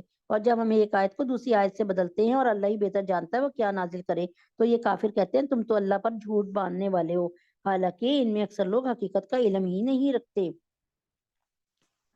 اور کہہ دو کہ یہ قرآن کریم تو روح القدس، یہ قرآن کریم تو روح القدس یعنی جبریل علیہ السلام تمہارے رب کی طرف سے ٹھیک لے کر آئے ہیں، ٹھیک لے کر آئے ہیں تاکہ وہ ایمان والوں کو ثابت قدم رکھے اور مسلمانوں کے لیے ہدایت اور خوشخبری کا سامان ہو۔ اللہ تبارک تعالیٰ کے دیکھیں، اللہ تبارک تعالیٰ نے قرآن کی ذمہ داری لی، حفاظت کی۔ اللہ تعالیٰ نے تورات کی، انجیل کی اور زبور کی ذمہ داری نہیں لی، اللہ تعالیٰ نے اس کی حفاظت کا اتنا زبردست انتظام کیا کہ ایک آیت جو ہے 70 ہزار فرشتوں کی لپیٹ میں بھیجتے تھے کہ کوئی اس میں خرد برد نہ کر دے، کوئی آیت کو گھٹا نہ دے، کوئی آیت کو بڑھا نہ دے۔ اور اللہ فرماتے ہیں میں نے اس کے ہاتھ میں یہ آیت بھیجتا ہوں جو قرآن میں لکھا ہوا ہے کہ اللہ کے نزدیک بہت ایمانت دار اور قوت والا ہے، یعنی وہ کسی لالچ میں بھی نہیں آئے گا اور کوئی اس کو دھکا دے کر یا اس کو کوئی مار کر یا اس کے ساتھ کوئی زبردستی کر کے اس سے آیت قرآن چھین نہیں سکتا۔ تو یہ آخری صورتوں میں 30ویں پارے کی صورتوں میں آئے گا۔ بسم اللہ الرحمن الرحیم۔ اور اے پیغمبر ہمیں معلوم ہے کہ یہ لوگ تمہارے بارے میں یہ کہتے ہیں کہ ان کو تو ایک انسان سکھاتا پڑھاتا ہے، حالانکہ جس شخص کا یہ حوالہ دے رہے ہیں اس کی زبان تو اجمی ہے۔ مکہ مکرمہ میں ایک لوہار رہتا تھا جو آنزا سسم کی باتیں دل لگا کر سنا کرتا تھا، اس لیے آپ صلی اللہ علیہ وسلم کبھی کبھی اس کے پاس تشریف لے جاتے تھے، وہ کبھی کبھی آپ کو انجیل کی کوئی بات بھی سنا دیا کرتا تھا۔ مکہ مکرمہ کے بعض کافروں نے اس کو بنیاد بنا کر یہ کہنا شروع کر دیا کہ آنزا وسلم یہ قرآن جو ہے اس لوہار سے سیکھتے ہیں، جو وہ کہتا ہے وہ بیان کر دیتے ہیں۔ وہ بیچارہ لوہار تو عرب نہیں ہے، عربی وہ تو لوہار تو عرب نہیں ہے، اجمی ہے۔ اجمی یعنی ہم لوگ اجمی ہیں اور عرب میں رہنے والے عربی ہیں، تو ہم میں سے کوئی بہت ہی مشکل ہے، بہت محنت کر لے تو کر لے کہ وہ عربیوں کی طرح خوبصورت عربی بولے۔ تو یہ اللہ تعالیٰ فرما رہے ہیں، اس کا جواب دے رہے ہیں کہ اگر تم یہ کہتے ہو کہ نبی پاک صلی اللہ علیہ وسلم اس لوہار سے جا کے قرآن سیکھ کے آتے ہیں اور اللہ کا نام لے کے کہہ دیتے ہیں کہ یہ اللہ نے بھیجی ہے، تو یہ تو لوہار سے سیکھ کے آتے ہیں۔ تو اللہ فرماتے ہیں کہ کہہ دو اے محمد صلی اللہ علیہ وسلم کہ وہ جو ہے اللہ تعالیٰ فرماتے ہیں لسان الذی یلحدون الیہ جمیع و ھذا لسان عربی مبین، کہ اللہ تعالیٰ فرماتے ہیں جس شخص کا یہ حوالہ دے رہے ہیں اس کی زبان اجمی ہے اور یہ قرآن کی زبان صرف عربی زبان، یہ قرآن کی جو زبان ہے صرف عربی زبان ہے۔ جو لوگ اللہ رب العزت کی آیتوں پر ایمان نہیں رکھتے ان کو اللہ ہدایت پہ نہیں لاتے اور ان کے لیے دردناک عذاب ہے۔ اللہ پر جھوٹ تو پیغمبر نہیں وہ لوگ باندھتے ہیں جو اللہ کی آیت پر ایمان ہی نہیں رکھتے اور وہی حقیقت میں جھوٹے ہیں. یعنی پیغمبر کا کام نہیں ہے کہ وہ کسی کی باتیں اٹھا کر کہہ دے کہ اللہ نے بھیجی ہیں. اللہ پیغمبروں کا یہ کام نہیں ہے, یہ تو جھوٹے لوگوں کا کام ہے. جو شخص اللہ پر ایمان لانے کے بعد اس کے ساتھ کفر کا ارتکاب کرے, وہ نہیں جسے زبردستی کفر کا کلمہ کہنے پر مجبور کر دیا گیا ہو, جبکہ اس کا دل اطمینان پر مطمئن ہو, جبکہ اس کا دل ایمان پر مطمئن ہو, بلکہ وہ شخص جس نے اپنا سینہ کفر کے لیے کھول دیا ہے, تو ایسے لوگوں پر اللہ کی طرف سے غضب نازل ہوگا اور ان کے لیے زبردست عذاب ہے. یعنی کسی شخص کو جان کا خوف ہو, اگر زبان سے کفر کا کلمہ نہیں کہے گا تو جان چلی جائے گی, تو ایسا شخص معذور ہے, جبکہ اس کا دل ایمان پر مطمئن ہو. لیکن اللہ تعالیٰ کا یعنی ایسا شخص جس کو کوئی سزا دے اور کوئی ایسی بات منہ سے نکلوانے کے لیے کہے جو نہیں کہنی چاہیے ایک مسلمان کو, لیکن اس کی جان پہ بن گئی, تو اللہ تعالیٰ فرماتے ہیں کہ ہم دلوں کے حالات دیکھ رہے ہیں. یہ اس لیے کہ ایسے لوگوں نے دنیا کی زندگی کو آخرت کے مقابلے میں زیادہ محبوب رکھا ہے, اور اس لیے کہ اور سمجھا ہے, اور اس لیے کہ اللہ ایسے ناشکرے لوگوں کو ہدایت تک نہیں پہنچایا کرتے. یہ ایسے لوگ ہیں کہ اللہ رب العزت نے ان کے دلوں پر, ان کے کانوں پر, ان کی آنکھوں پر مہر لگا دی ہے. یعنی یہاں پہ اللہ تعالیٰ دل کے ساتھ کانوں اور آنکھوں پہ کیوں کہتے ہیں؟ کیونکہ جب ہم آنکھوں سے آبزرویشن کرتے ہیں, کانوں سے ہم سنتے ہیں, سمجھ آ رہی ہے نا, پھر ہمارا دل سوچتا ہے اور دماغ حکم دیتا ہے. دل اور دماغ مطلب سوچتے ہیں اور اس کے بعد حکم دیتے ہیں, اور اس کے بعد جس کو حکم دیتے ہیں وہ کرتا ہے. جیسے ایک شخص جا رہا ہے اور آگے کیا آ گیا, آگے کھائی آ گئی یا گڑھا آ گیا یا کوئی مین ہول کھلا ہوا ہے, تو آنکھوں سے دیکھ کے پتہ چلتا ہے کہ ہائے آگے تو سڑک ٹوٹی ہوئی ہے یا مین ہول کھلا ہوا ہے, گٹر کھلا ہوا ہے. تو ایک دم سے آنکھیں جو ہے نا دیکھتی ہیں اور دماغ تک جو ہے یہ میسج پہنچاتی ہیں, اور دماغ اس وقت پیروں کو کہتے ہیں, پیر کو حکم دیتا ہے رک جاؤ, آگے نہیں جانا, زندگی خطرے میں ہے. تو فرمایا اسی لیے اللہ تعالیٰ نے ان تینوں کا ذکر کیا. یہ ایسے لوگ ہیں کہ اللہ رب العزت نے ان کے دلوں پر, ان کے کانوں پر, ان کی آنکھوں پر مہر لگا دی. یہی وہ لوگ ہیں جو اپنے انجام سے بالکل غافل ہیں. لازمی بات ہے یہی لوگ ہیں جو آخرت میں سب سے زیادہ نقصان اٹھائیں گے. پھر یقین جانو تمہارے پروردگار کا معاملہ یہ ہے کہ جن لوگوں نے فتنے میں مبتلا ہونے کے بعد ہجرت کی, پھر جہاد کیا اور صبر سے کام لیا, تو ان باتوں کے بعد تمہارا پروردگار یقیناً بہت بخشنے والا اور بڑا مہربان ہے. یہ سب کچھ اس دن ہوگا جب ہر شخص اپنے دفاع کی باتیں کرتا ہوا آئے گا, اور ہر شخص کو اس کے سارے اعمال کا پورا پورا بدلہ دیا جائے گا, اور لوگوں پہ کوئی ظلم نہیں ہوگا. اس آیت میں فتنے میں مبتلا ہونے سے ان صحابہ کی طرف بھی اشارہ ہے جو مکہ مکرمہ میں کافروں کے ظلم و ستم کا نشانہ بنے تھے. اللہ ایک بستی وضرب اللہ مثلا قریۃ کانت آمنۃ مطمئنہ. یہاں اللہ تعالیٰ فرماتے ہیں کہ اللہ ایک بستی کی مثال دیتے ہیں جو پرامن, بڑی پرامن اور مطمئن تھی. اس کا رزق اس کو ہر جگہ سے بڑی فراوانی کے ساتھ پہنچ رہا تھا. پھر اس نے اللہ کی نعمتوں کی ناشکری کر دی, تو اللہ نے ان کے کرتوت کی وجہ سے ان کو یہ مزہ چکھایا کہ بھوک اور خوف ان کا پہننا اوڑھنا بن گیا. اور ان کے پاس انہی میں سے ایک پیغمبر آیا تھا, مگر انہوں نے اس کو جھٹلا دیا. چنانچہ جب انہوں نے ظلم اپنا لیا تو ان کو عذاب نے آ پکڑا. لہٰذا اللہ نے جو حلال پاکیزہ چیزیں تمہیں رزق کے طور پر دی ہیں انہیں کھاؤ, اللہ کی نعمتوں کا شکر ادا کرو اگر تم واقعی اسی کی عبادت کرتے ہو. اچھا, یہاں پر مفسرین نے کہا کہ اس سے مراد مکہ مکرمہ کی بستی ہے جس میں سب لوگ خوشحال اور امن کے ساتھ رہ رہے تھے اور بڑی اچھے مزے کی زندگی گزار رہے تھے. لیکن جب انہوں نے آز سسم کو جھٹلایا تو ان پر سخت قسم کا قحط اللہ تعالیٰ نے مسلط کر دیا, جس کے نتیجے میں لوگ چمڑا کھانے پر مجبور ہو گئے. بعد میں انہوں نے آز سسم سے درخواست کی کہ آپ قحط دور کرنے کی دعا فرمائیں, چنانچہ وہ آپ کی دعا سے دور ہو گیا. تو اللہ تعالیٰ اس میں اس کا ذکر فرما رہے ہیں. اس نے تمہارے لیے بس مردار خون, انما حرم علیکم المیتۃ, یہ پہلے بھی آپ نے 6 پارے میں بھی پڑھا تھا, میتۃ والدم ولحم الخنزیر وما اہل لغیر اللہ بھی. یہ ریپیٹڈ ہے میرے خیال میں, تیسری یا چوتھی پتہ نہیں کتنی دفعہ ریپیٹ ہوئی ہے. اس نے تمہارے لیے بس مردار خون, خنزیر کا گوشت اور جانور حرام کیا ہے. یعنی آپ کے لیے کیا مسلمان کے لیے کیا چیز حرام ہے؟ کوئی مردہ چیز کھانا جو خود سے مر گئی ہو, جسے آپ نے نہیں مارا ہو, وہ چیز. خون یعنی خون حرام ہے. اسی لیے اللہ تعالیٰ نے کہا ہے کہ 1/3 بکرے کو ذبح کرو. یعنی بکرے کے, گائے کے, اونٹ کے اوپر جب چھری پھیرو نا تم گردن پہ, تو اس کا آخری حصہ چھوڑ دو, 1/3 حصہ چھوڑ دو, 2/3 سے کاٹ لو اور 1/3 حصہ چھوڑ دو تاکہ وہ تڑپے اور اس کا گندا خون، فاسد خون، بیماری والا خون نکل جائے، ٹھیک ہے۔ اور یہ خون والا گوشت اگر ہم کھائیں گے نا، جھٹکے کا گوشت، تو پھر کیا ہوگا، ہمارے اعمال بھی حیوانیت والے بن جائیں گے اور بھی مختلف بیماریاں ہمارے زور پکڑ لیں گی جسموں میں۔ اس لیے اللہ تعالیٰ نے اس خون کو، جو کہ ہمارے لیے حرام ہے، حرام قرار دیا ہے۔ پس مردار خون جو ہمارے لیے بہتر نہیں ہے، پس مردار خون، خنزیر کا گوشت اور جانور، اور وہ جانور اللہ تعالیٰ نے حرام کیا جس پر اللہ کے سوا کسی اور کا نام پکارا گیا ہو۔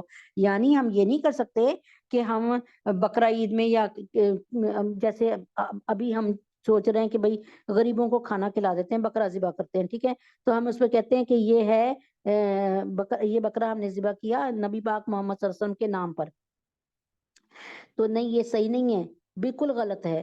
ہاں، نبی اللہ تعالیٰ کی شان یہ ہے کہ جب بھی ہم کوئی چیز ہدیہ کریں یا قربانی کریں تو اللہ کے نام کی کریں، تو اللہ کا نام پکارا جائے۔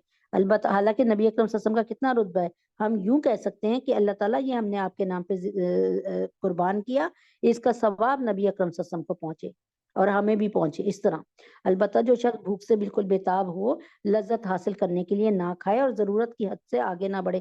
کوئی شخص ہے، اسے 3 دن کا 2 دن کا فاقہ ہو گیا، اب اس کے سامنے کچھ حرام ہے پڑا ہوا، جیسے خنزیر کا یا کتے کا گوشت یا بلی کا گوشت یا کوئی ایسی چیز لیکن اب وہ کھانے پہ مجبور ہے، تو اللہ تعالیٰ فرما رہے ہیں اس پہ کوئی گناہ نہیں ہے، بس اتنا کھائے جس سے اس کی زندگی بچ جائے، اس کا ذوف، اس کی کمزوری دور ہو جائے، اس کی بھوک تھوڑی سی، یعنی بھوک کو رکھ کر کھائے، تو اللہ بہت بخشنے والا، بڑا مہربان ہے۔ اور جن چیزوں کے بارے میں تمہاری زبانیں جھوٹی باتیں بناتی ہیں، ان کے بارے میں یہ مت کہا کرو یہ چیز حلال ہے اور یہ حرام ہے، کیونکہ اس کا مطلب یہ ہوگا کہ تم اللہ پر جھوٹا بہتان باندھو گے۔ یقین جانو کہ جو لوگ اللہ پر جھوٹا بہتان باندھتے ہیں وہ فلاح نہیں پا سکتے، دنیا میں انہیں جو عیش حاصل ہے وہ بہت تھوڑا سا ہے، ان کے لیے دردناک عذاب ہے۔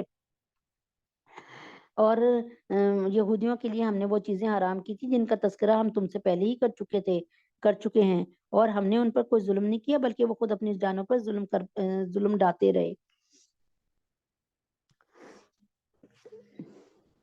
یہاں پہ اللہ تعالیٰ فرما رہے ہیں کہ بتانا مقصود یہ ہے کہ کفار مکہ اپنے آپ کو حضرت ابراہیم علیہ السلام کے دین کا پیرو مانتے تھے، وہ کہتے تھے ہم حضرت ابراہیم علیہ السلام سے پیار کرتے ہیں اور ان کے دین کے فالوورز ہیں، ماننے والے ہیں، حالانکہ جن حلال چیزوں کو ان مشرکین نے حرام کر رکھا تھا وہ حضرت ابراہیم علیہ السلام کے وقت سے حلال چلی آتی تھی، البتہ ان میں صرف چند چیزوں کو یہودیوں پر بطور سزا حرام کیا گیا تھا۔ یعنی یہ کیا کرتے تھے، یہ کہتے تھے کہ یہ جو بکری ہے نا، اس کا دودھ نہیں پینا، یہ ہمارے لات و منات اور عزا کے لیے، یعنی ہمارے بتوں کے لیے۔ بھائی اللہ نے کب کہا ہے کہ یہ حرام ہے تمہارے لیے؟ پیو بھائی آرام سے۔ پھر بھی تمہارا رب ایسا ہے کہ جن لوگوں نے نادانی میں برائی کا ارتکاب کیا ہے، اس کے بعد توبہ کر لی اور اپنی اصلاح کر لی، تو ان سب باتوں کے بعد بھی تمہارا پروردگار بہت بخشنے والا اور بڑا مہربان ہے۔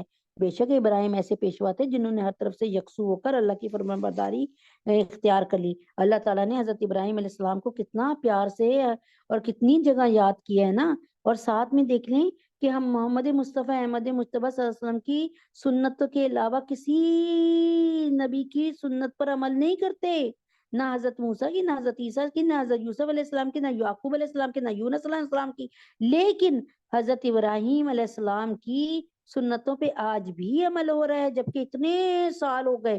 کیسے؟ ایسے کہ آپ قربانی کرتے ہیں تو یہ کس کی سنت ہے؟ یہ ابراہیم علیہ السلام کی۔ آپ رمی جمار کرتے ہیں حج کے موقع پہ تو یہ کس کی سنت ہے؟ ابراہیم علیہ السلام کی۔ اگر آپ بیت اللہ کا طواف کرنے والوں میں سب سے پہلے کون تھے؟ حضرت ابراہیم علیہ السلام تھے۔ پھر اس کے بعد صفا مروہ کی صحیح کرتے ہیں، وہ حضرت ابراہیم علیہ السلام کی بیوی نے کی تھی، اور پھر ان کے عمل کو اتنا پسند کیا کہ اللہ تعالیٰ نے تمام لوگوں سے، یہاں تک کہ نبی اکرم صلی اللہ علیہ وسلم سے اور ان کے صحابہ سے بھی یہ کام کروایا، اور آج تک ہو رہا۔ بے شک ابراہیم ایسے، اور پھر آج درود شریف ہم پڑھتے ہیں نماز میں، کون سے؟ اللہم بارک علی ابراہیم وعلی آل ابراہیم انک حمید مجید۔ بے شک ابراہیم ایسے پیشوا تھے جنہوں نے ہر طرف سے یکسو ہو کر اللہ کی فرمانبرداری اختیار کی، اور اللہ تعالیٰ بار بار حضرت ابراہیم علیہ السلام کا ذکر اس لیے بھی کر رہے ہیں کہ وہ دین حنیف پہ تھے، بڑے اللہ کے خلیل تھے اور بڑے قربانیاں دینے والے تھے۔ اور ایک اور بات، یہ یہودی جو ہمارے دشمن ہیں، ان کے سارے نبی ہمارے حضرت ابراہیم علیہ السلام کی اولادوں میں سے تھے، اور ہمارے خود نبی، ہمارے نبی محمد صلی اللہ علیہ وسلم بھی حضرت ابراہیم علیہ السلام کی اولادوں میں سے تھے، اور وہ ان لوگوں میں سے نہیں تھے جو اللہ کے ساتھ کسی کو شریک ٹھہراتے، وہ اللہ کی نعمتوں کے شکر گزار تھے۔ یہ حضرت ابراہیم علیہ السلام کی صفتیں بیان کی جا رہی ہیں۔ مشرکین، یہ کافر حضرت ابراہیم علیہ السلام کے کہتے تھے ہم حضرت ابراہیم علیہ السلام کے دین پہ چل رہے ہیں، تو اللہ تعالیٰ فرماتے ہیں حضرت ابراہیم علیہ السلام تو کبھی بھی شرک نہیں کرتے تھے، تم کیوں شرک کرتے ہو؟ اور ہم نے وہ اللہ کی نعمتوں کے شکر گزار تھے، اس نے انہیں چن لیا تھا اور ان کو سیدھے راستے تک پہنچا دیا تھا، اور ہم نے ان کو دنیا میں بھی بھلائی دی تھی، اور آخرت میں تو یقیناً ان کا شمار صالحین میں سے ہے۔ اللہ تعالیٰ فرما رہے تمہارا آخرت میں کہاں سے شمار ہوگا، تم سوچو، جہنمیوں میں سے۔ پھر اے پیغمبر، ہم نے تم پر بھی وحی کے ذریعے یہ حکم نازل کیا ہے کہ تم ابراہیم کے دین کی پیروی کرو، جس نے اپنا رخ اللہ ہی کی طرف کیا ہوا تھا، اور وہ ان لوگوں میں سے نہیں تھے جو اللہ کے ساتھ شرک کرتے ہوں۔ یہاں پر ہمارے نبی اکرم صلی اللہ علیہ وسلم سے بھی یہی کہا جا رہا ہے کہ ابراہیم علیہ السلام کا دین حنیف ہے، ان کو ہی مانو۔ سنیچر کے دن کے احکام تو ان لوگوں پر لازم کیے گئے تھے۔ کیا کیا تھا اللہ نے؟ یہودیوں سے کہا تھا کہ سنیچر کے دن یعنی سیٹرڈے کو تم لوگوں نے شکار نہیں کرنا، یعنی معاشیت نہیں کرنی، یعنی روزگار نہیں ڈھونڈنا، روزی پہ نہیں جانا، اس دن صرف اللہ کی عبادت کرنی ہے۔ سنیچر کے دن کے احکام تو ان لوگوں پر لازم کیے گئے تھے جنہوں نے ان کے بارے میں اختلاف کیا تھا، اور یقین رکھو تمہارا رب قیامت کے دن ان کے درمیان ان تمام باتوں کا فیصلہ کر دے گا جن میں یہ لوگ اختلاف کیا کرتے تھے۔ اپنے رب کے راستے کی طرف لوگوں کو حکمت کے ساتھ اور خوش اسلوبی سے نصیحت کر کے دعوت دو۔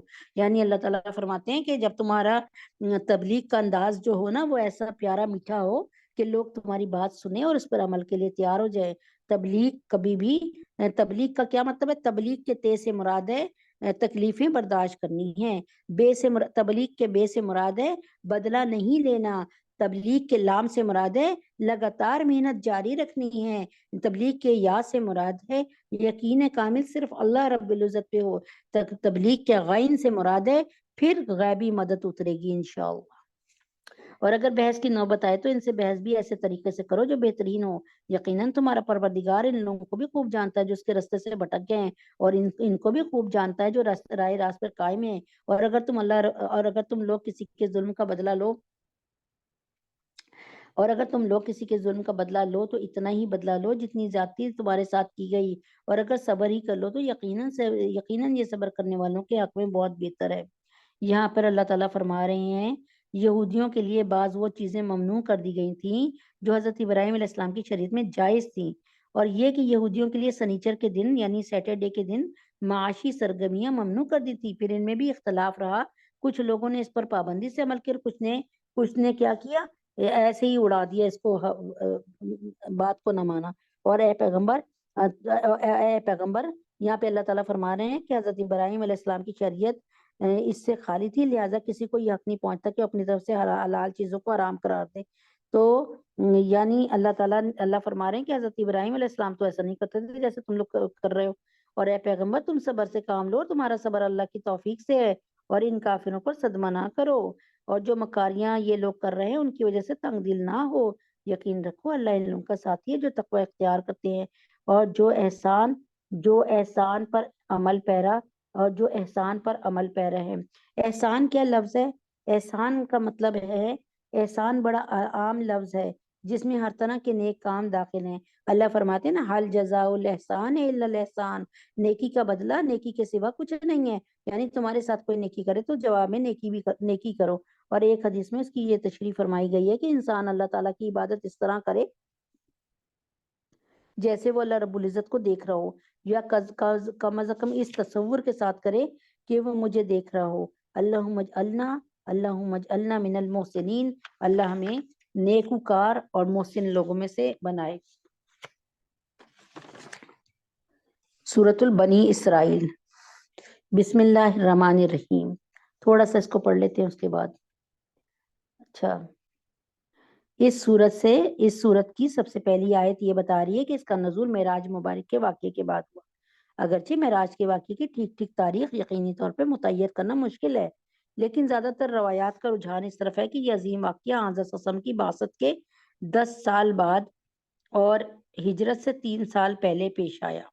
اس وقت تک اسلام کی دعوت کا پیغام نہ صرف عرب کے بت پرستوں تک بلکہ یہودیوں اور عیسائیوں تک بھی پہنچ چکا تھا۔ اس صورت میں معراج کے غیر معمولی واقعے کا حوالہ دے کر آن صلی اللہ علیہ وسلم کی رسالت کا ناقابل انکار ثبوت فراہم کیا گیا ہے۔ یہاں پر اللہ تعالیٰ نے پوری ڈیٹیل بتائی ہے۔ لوگ سمجھتے ہیں نا کہ اللہ تعالیٰ کے نبی نے خواب دیکھا تھا۔ خواب تو انسان میں خواب دیکھ سکتی ہوں کہ میں دیکھتی ہوں خواب کہ میں نے خواب میں دیکھا کہ میں اڑ رہی ہوں، تو خواب میں تو انسان سب کچھ کر سکتا ہے۔ معراج کا واقعہ خواب نہیں تھا۔ بسم اللہ الرحمن الرحیم۔ سبحان الذی اسری بعبدہ لیلا من المسجد الحرام الی المسجد الاقصی الذی بارکنا حولہ لنریہ من آیاتنا انہ هو السمیع البصیر۔ پاک ہے وہ ذات جو اپنے بندوں کو راتوں رات مسجد حرام سے مسجد اقصی تک لے گئی، جس کے ماحول پر ہم نے برکتیں نازل کی ہیں تاکہ ہم انہیں اپنی کچھ نشانیاں دکھائیں۔ بے شک وہ ہر بات سننے والی اور ہر چیز دیکھنے والی ذات ہے۔ یہاں پر جو ہے اس کو تھوڑا سا بتا دیتی ہوں، اس کے بعد اس سے معراج کے واقعے کی طرف اشارہ ہے کہ اس کا خلاصہ یہ کہ حضرت جبریل علیہ السلام حضرت صلی اللہ علیہ وسلم کے پاس آئے۔ حضرت محمد صلی اللہ علیہ وسلم کا دل بہت ٹوٹا ہوا تھا طائف کے لوگوں کی بدتمیزیوں سے نا۔ طائف کے لوگوں نے بہت زیادتی کی، اور کہیں لکھا کہ حضرت محمد صلی اللہ علیہ وسلم کی پیاری بیوی کا انتقال اور ان کے پیارے چچا کا انتقال 3 دن کے اندر اندر یہ دونوں کی انتقال کی خبریں آ گئیں۔ تو نبی پاک صلی اللہ علیہ وسلم کا دل بڑا بجھا ہوا تھا، بڑے اداس تھے۔ تو حضرت جبریل علیہ السلام آپ جناب صلی اللہ علیہ وسلم کے پاس آئے اور رات کے وقت انہیں ایک جانور پر سوار کیا جس کا نام براق تھا۔ وہ انتہائی تیز رفتاری کے ساتھ آپ کو مسجد حرام سے بیت المقدس لے گیا۔ بیت المقدس وہ جگہ جس کے لیے آج لڑائی ہو رہی ہے اور جس کی حرمت کے لیے، جس کو بچانے کے لیے آج فلسطین کے لوگ بڑی قربانی دے رہے ہیں، اور میرے خیال میں 32 یا 35 ہزار لوگ، پتہ نہیں کتنے، 30 ہزار سے اوپر لوگ جام شہادت نوش کر فرما چکے ہیں، صرف اب مسجد اقصی کی یعنی مسجد حرام مسجد بیت المقدس کی وہ کرنے کے لیے، کیا کہتے ہیں، حفاظت کے لیے۔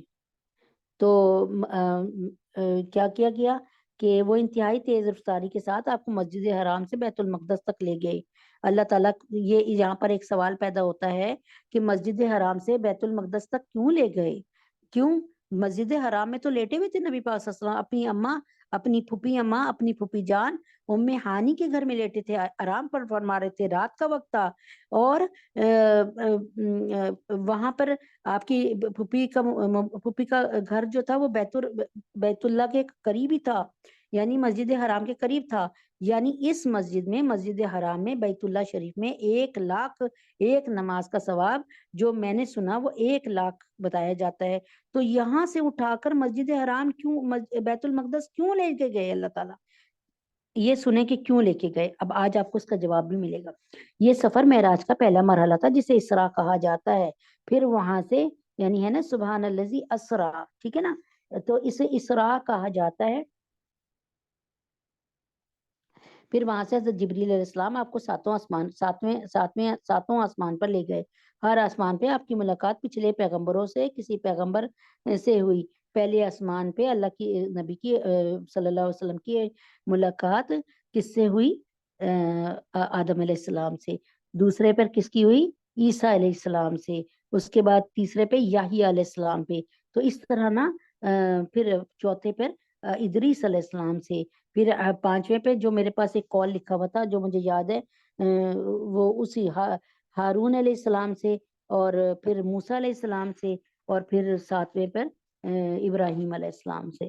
تو اس کے بعد یعنی مختلف جگہ جو اتھینٹک ہے وہ اللہ کو پتا ہوگا، لیکن یہ بھی بہت بہترین بک سے یاد کیا تھا۔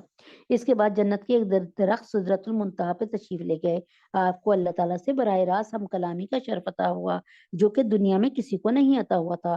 اس موقع پہ اللہ تعالیٰ نے آپ کی امت پہ 5 نمازیں فرض فرمائی، پھر رات ہی رات میں آپ مکہ مکرمہ واپس تشریف لے آئے، ٹھیک ہے۔ اب یہ ایک ایسی بات تھی، یہ ایک ایسا غیر معمولی واقعہ تھا جسے اللہ تعالیٰ نے اپنی ایک نشانی قرار دیا تھا۔ اگر صرف یہ ایک خواب کا واقعہ ہوتا تو یہ کوئی غیر معمولی بات نہیں تھی۔ انسان خواب میں بہت کچھ دیکھتے رہتا ہے، پھر اسے اپنی ایک نشانی قرار دینے کے لیے کوئی معنی اللہ تعالیٰ یعنی کوئی معنی نہ ہوتے، یعنی کوئی ایسی بات نہ ہوتی، خواب میں تو انسان بہت کچھ دیکھ لیتا ہے۔ پاک ہے وہ ذات جو اپنے بچوں کو، اپنے بندے کو راتوں رات مسجد حرام سے مسجد اقصیٰ تک لے گئی، جس کے ماحول پر ہم نے برکتیں نازل کی تاکہ ہم انہیں اپنی کچھ نشانیاں دکھائیں۔ بے شک وہ ہر بات سننے والی اور ہر چیز دیکھنے والی ذات ہے۔ یہیں پر اس کو جو ہے ہم اس کا اینڈ کرتے ہیں اس بات سے کہ یہاں پر بس یہ تھوڑی سی بات بتا دیتی ہوں، ہماری یہ سورہ بنی اسرائیل شروع ہوئی ہے، تو یہاں پر یہ بتانا آپ کو ضروری سمجھتی ہوں کہ حضرت محمد صلی اللہ علیہ وسلم کا دل بڑا مضطرب تھا، بڑا بے چین تھا، ان کو لے جایا گیا تاکہ ان کے دل کو سکون دیا جائے، ان کے غم کو، صدمے کو اللہ تعالیٰ نے اپنے دیدار سے ختم کیا۔ اور اس کے بعد اللہ تبارک تعالیٰ کے حکم سے جب نبی اکرم صلی اللہ، یہ پورا ایک قصہ ہے انشاءاللہ تعالیٰ ساتھ ساتھ بتاؤں گی، جب نبی اکرم صلی اللہ علیہ وسلم واپس آئے تو یہ ایک بہت بڑی، کیونکہ آپ اچھا بیت المقدس کی طرف کیوں گئے اللہ تعالیٰ کے حکم سے، تو آپ جب بیت المقدس میں پہنچے تو اللہ تعالیٰ کے حکم سے تمام انبیاء زندہ ہو کر بیت المقدس میں پہنچ گئے اس وقت، اور تمام انبیاء جو 2,000 سال پہلے بھی دنیا سے چلے گئے وہ بھی سارے نبیوں کی صفیں بن گئیں، یہاں تک کہ آسمان کے فرشتوں کی بھی صفیں بن گئیں۔ اب امام کی ضرورت تھی، حضرت جبریل امین نے حضرت محمد صلی اللہ علیہ وسلم کا ہاتھ مبارک پکڑ کر آپ کو امام کی سیٹ پر کھڑا کر دیا، اور تو یعنی یہ بات بتا دی کہ مسجد کس کی ہوتی ہے؟ امام کی۔ اب آخری امام کون تھے؟ ہمارے نبی پاک صلی اللہ علیہ وسلم، اس لیے مسجد کس کی ہوئی؟ بیت المقدس مسجد کس کی ہوئی؟ مسجد اقصیٰ کس کا ہوا؟ ہمارا، کیونکہ ہمارے امام نے آخری نماز پڑھی، اور تمہارے یہودیوں تمہارے نبی بھی ہمارے نبی کے پیچھے کھڑے تھے، حضرت عیسیٰ علیہ السلام، اور عیسائیوں تمہارے نبی بھی ہمارے نبی کے پیچھے کھڑے تھے مقتدی کی حیثیت سے، اور امام کون تھا؟ ہمارے نبی محمد صلی اللہ علیہ وسلم۔ تو اے یہودیوں، اے نصارہ، تمہارے نبی نے کوئی چوں چرا نہیں کی، بڑے خوش ہو کر ہمارے نبی کی اقتداء میں نماز پڑھی۔ تو جس کی مسجد ہوتی ہے، جو امام ہوتا ہے اس کی مسجد ہوتی ہے، اور امام کون تھے آخری؟ ہمارے نبی اکرم صلی اللہ علیہ وسلم۔ تو مسجد کس کی ہوئی؟ مسجد مسلمانوں کی ہوئی۔ یہ ایک ایسا، لیکن آج دیکھ لیں کہ کس بری طریقے سے نبی اکرم، کس بری طریقے سے جو ہے وہ مسلمانوں کو مارا جا رہا ہے، اور کس طرح، اور وہ کیسے آفرین ہے، اللہ ان کو استقامت عطا فرمائے کہ وہ جمع کھڑے۔ بسم اللہ الرحمن الرحیم۔ اب آج جو ہے وہ ایک بات اور آپ کو بتا دیتی ہوں کہ اللہ تبارک تعالیٰ نے جب سے دنیا بنی تھی تو 12 مہینے بنائے، 4 مہینے اپنے مخصوص کر دیے کہ یہ میرے مہینے ہیں، رجب، محرم، رجب، ذیقعد اور ذی الحج، پہلا، 7واں اور 11واں، 12واں، کہ اس میں تم بدتمیزیاں نہ کرنا، گناہ نہ کرنا، لڑائیاں نہ کرنا، جنگ و جدل نہ کرنا، گالی گلوچ نہ کرنا، یہ میرے مہینے ہیں، احترام کرنا، محترم مہینے۔ پھر اللہ پاک نے ایک مہینہ شعبان کا جو نبی پاک صلی اللہ علیہ وسلم کی نام سے ہو گیا مختص، اس کے بعد ہے نا اللہ مبارک لنا فی رجب و شعبان و بلغنا رمضان، تو اس کے بعد اللہ تبارک تعالیٰ نے رمضان کا مہینہ امت محمدیہ صلی اللہ علیہ وسلم کا مہینہ ہے۔ رمض کہتے ہیں جلا دینے والا، یعنی گناہوں کو جلا دینے والا، ہمارے گناہوں کو جلا دینے والا مہینہ۔ اب یہاں پر یہ مختلف احادیث ہیں، اب آپ کا جو دل کرے آپ مان لیں اور نہ دل کرے تو نہ مانیں۔ تو بہرحال بتا دیتی ہوں میں آپ کو بات کہ اب یہ جو یہاں پر پیر کی، اتوار کی شام کو، یعنی اتوار کی شام سے لے کر پیر کی صبح تک، فجر طلوع آفتاب تک جتنی ہو سکے عبادت کر لیجئے، اور اس میں حدیث پاک سن لیجئے۔ حدیث پاک ہے، اس کو کہتے ہیں شب برات، بارات نہیں کہتے، برات کہتے ہیں کہ کسی چیز سے کہ بری کرنے والی چیز، یعنی جہنم سے بری کرنے والی رات، ٹھیک ہے نا۔ تو یہاں پہ جو ہے یہاں پر یہ ہے کہ نبی اکرم صلی اللہ علیہ وآلہ وسلم کے فرمان ہیں، وہ آپ کو بتا دیتی ہوں۔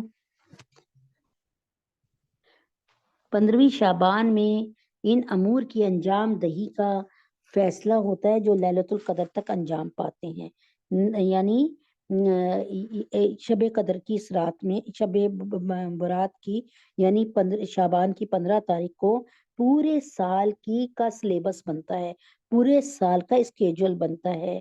और क्या होता है कि तमाम के तमाम यानी किसकी मौत आनी है, किसने हज पे जाना है, किसकी यहाँ औलाद होनी है, किसके यहाँ बेटा होना है, किसकी यहाँ बेटी होना है, किसको कितना रिस्क मिलना है। और फिर ये होता है कि फिर ये तमाम के तमाम जो सिलेबस बन जाता है ना, ये शब कदर की रात में फरिश्तों के हवाले कर दिया जाता है कि भाई ये लिस्ट बन गई, अब इसके मुताबिक पूरे साल अमल होना है। हजरत अब्दुल्ला बिन अब्बास रज़ियल्लाहु ताला अन्हु से मरवी है कि तमाम अमूर के फैसले तो शब बरात में होते हैं, और जिन फरिश्तों ने इन अमूर को अंजाम देना होता है उनके सुपुर्द रमजान की 27वीं शब यानी लैलतुल कदर में किए जाते हैं। अब शब बरात में नजर रहमत से महरूम रहने वाले लोग कौन हैं? अल्लाह ताला के साथ शिर्क करने वाला और कीना रखने वाले, किसी इंसान को नाहक कत्ल करने वाले, बदकार औरतें, कतई रहमी करने वाले यानी रिश्ता तोड़ने वाले, जिनके लिए अल्लाह ने के नबी ने फरमाया ला यदखुलुल जन्नता काते, रिश्ता कता करने वाला जन्नत में नहीं जाएगा। तहबंद यानी पजामा टखनों से नीचे लटकाने वाले, मासवला मिनल काबैनी मिनल इजारी फिन्नार, मर्दों की जो है शलवार या पजामा या ट्राउजर इतना होना चाहिए कि उनके टखने नंगे रहें। जिनके नहीं रहते तो उनके लिए कि टखनों का जो हिस्सा पजामे के नीचे रहेगा वो जहन्नम की आग में जाएगा। और मुस्तनद हदीस है ये। वालिदैन का नाफरमान और शराब खोरी की आदत रखने वाला, ये 8 लोगों का मैं बता रही हूँ। ऐसे लोगों को चाहिए अपने इन बुरे अफाल से जिस कदर हो सके तौबा करने जल्द, और अल्लाह ताला को राजी करने की कोशिश करें, क्योंकि जिंदगी का कोई पता नहीं है कब खत्म हो जाए। हो रही है उम्र मिसले बर्फ कम, हो रही है उम्र मिसले बर्फ कम, रफ्ता रफ्ता चुपके दम बदम। खुदा की याद जवानी में गाफिलों कर लो, खुदा की याद जवानी में गाफिलों कर लो, वरना वक्त फजीलत तमाम होता है। अब यहाँ पे जो है जितनी आप लोग इबादत कर सकते हैं वो अल्लाह के हुक्म से करें। अल्लाह ताला ने 5 जिसमें अल्लाह ताला ने 5 रातों को हदीस पाक है, जिसने 5 रातों को जिंदा रखा उसके लिए जन्नत वाजिब हो गई। और 8वीं जिलहज्जा की जिलहज्जा की 8वीं जिलहज्जा की शब यानी ईद उसका हज के महीने, 9वीं जिलहज्जा की शब ईद उल जुहा की रात और ईद उल फितर की रात, और 15वें ईद उल जुहा की रात और ईद उल फितर की रात, और 15वीं शाबान की रात। तो ये जो है इसके साथ आपको पता है कि माशाल्लाह शब कदर की रातें भी हैं। तो मुख्तलिफ अहादीस से मुख्तलिफ चीज़ें वाज़े होके सामने आती हैं। तो बाकी यहाँ पे एक हदीस पाक है कि ईद शाबान की 15वीं शब में, रमज़ान के आखिरी अशरा में और जिलहज्जा के पहले अशरा में शब बेदारी करना जो है मुस्तहिब है। तो ये इस पर बहुत सारी हदीसें हैं, चुनाचे इस पर कोई आपको वो नहीं है हमारे पास दलील कि यही पढ़ना चाहिए। जो आपका जिस इबादत में दिल करे इतवार की शाम को यानी परसों शाम मगरिब के बाद कोशिश करें साफ सुथरा लिबास पहनने, और उसके बाद मगरिब की नमाज के बाद जितना हो सकता है आप वो पढ़ें, दुरूद शरीफ पढ़ लें, इस्तिग़फ़ार पढ़ लें, जिस जिक्र में आपका दिल लगता है। कोई हदीस से ये मरवी नहीं है कि इतने रकात नमाज पढ़ो तो ये होगा, इतनी दफा हर रकात में कुल वल्लाह पढ़ो तो ये होगा, नहीं, कुछ नहीं है।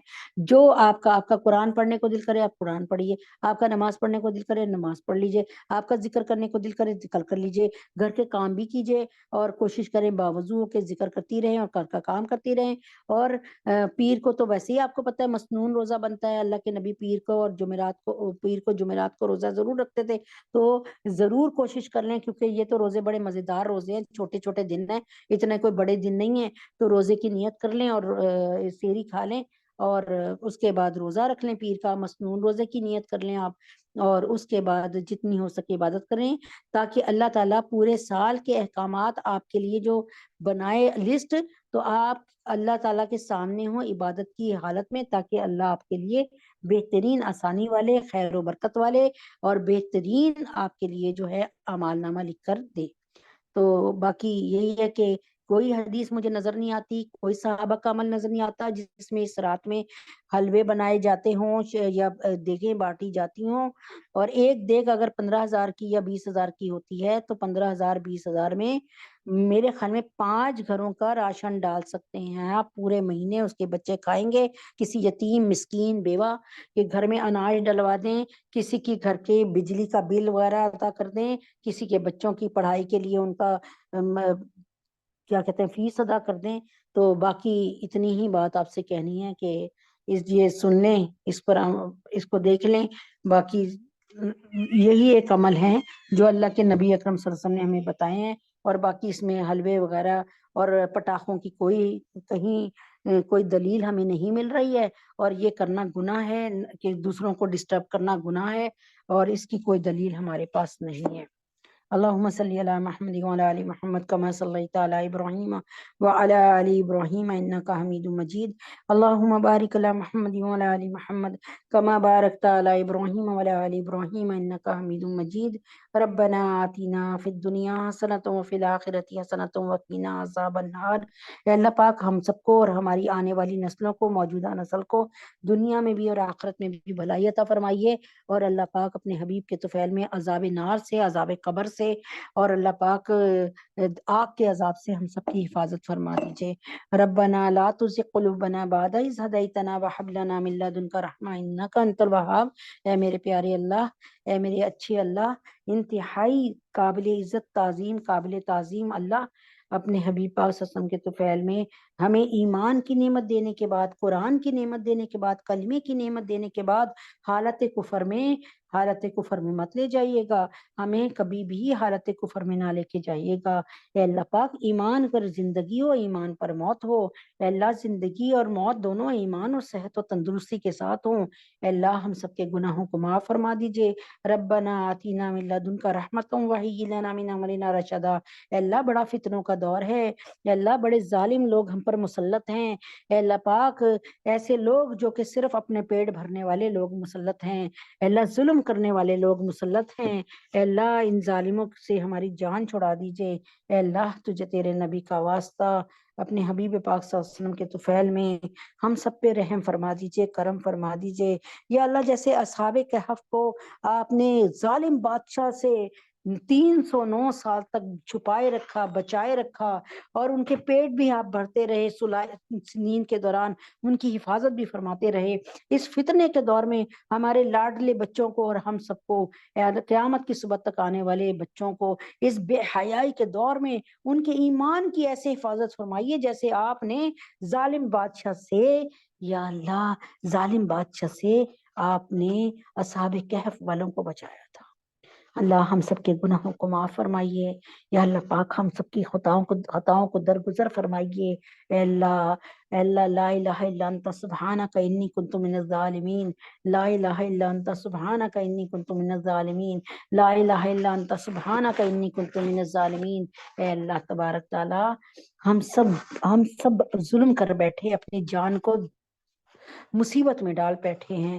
اے اللہ پاک اپنے حبیب پاک صلی اللہ علیہ وسلم کے طفیل میں فلسطین کے مسلمانوں کی مدد فرما دیجئے، فلسطین کو حقیقی آزادی عطا فرما دیجئے، فلسطین کے مسلمانوں کی، حماس کی، حوثیوں کی، یمن کے اور لبنان کے جو مسلمان ان کی مدد کر رہے ہیں، جو مسلمان فلسطین کے مسلمانوں کی مدد فرما رہے ہیں یا دین کے کاموں میں لگے ہیں، ان سب کی حفاظت فرما دیجئے، ہمارے علماء اسلام، علماء دین کی حفاظت فرما دیجئے۔ اللہ ہم سب کے گناہوں کو معاف فرما دیجئے، ہم سب کی خطاؤں کو درگزر فرما دیجئے۔ اللہ رب ارحمہما کما ربیانی صغیرا۔ اے اللہ ہمارے والدین کو، اے اللہ پاک جی ہم سب کے والدین کو، جن کے والدین زندہ ہیں ان کو زندگی، صحت، سلامتی، ایمان کے ساتھ عطا فرمائیے، اور اللہ پاک جن کے دنیا سے چلے گئے جیسے میرے والدین منصور احمد صدیقی، میمونہ اختر، عزیزہ اولاد صاحب، عزیزہ خاتون، اللہ پاک جاوید بھائی، فہمیدہ بھابی، عفیف کوثر، یا اللہ پاک جس کا جو مرحومین ہیں اللہ اللہ تجھے تیرے نبی کا واسطہ سب کی بخشش اور مغفرت کا باعث بنا دے، اس میٹنگ کو، اس محفل کو، اس مجلس کو قبول فرما لے۔ اے اللہ تجھے تیرے نبی کا واسطہ ہمیں اپنے مرحومین کے لیے صدقہ جاریہ بنا دے۔ اے اللہ پاک ہمارے لیے، اے اللہ پاک ہمارے جنازے ہماری جنتی ہونے کی گواہی دیں۔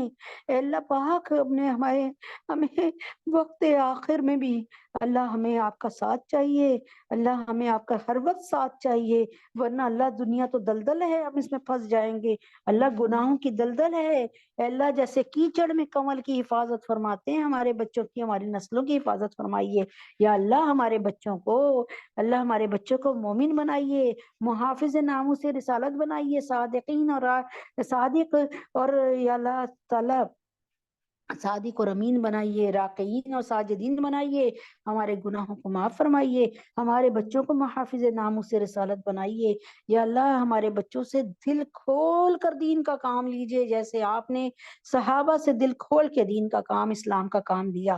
اے اللہ پاک اپنے حبیب کے طفیل میں ہمیں ہماری برزخ میں انتہائی سکون عطا فرمائیے گا۔ اے اللہ برزخ میں آ کر یا اللہ برزخ میں آ کر صرف ایک ہی بات سننے کو ملے، نم کا نومت العروس، سو جا جیسے سہاگ رات کی دلہن سوتی ہے، ایسے سو جا مزے سے نرم نرم بستر پہ۔ اے اللہ ہمارے گناہوں کو معاف فرما دے، اے اللہ ہماری خطاؤں کو درگزر فرما دے یا اللہ۔ نزا کے عالم کو آسان فرمانا یا اللہ، غرغرے کی کیفیت کو بالکل آسان فرمانا اے اللہ پاک۔ دم آخر یا اللہ جب ہم سب پہ نزا کا عالم طاری ہو تو لب پہ کلمہ جاری ہو، لا الہ الا اللہ محمد رسول اللہ۔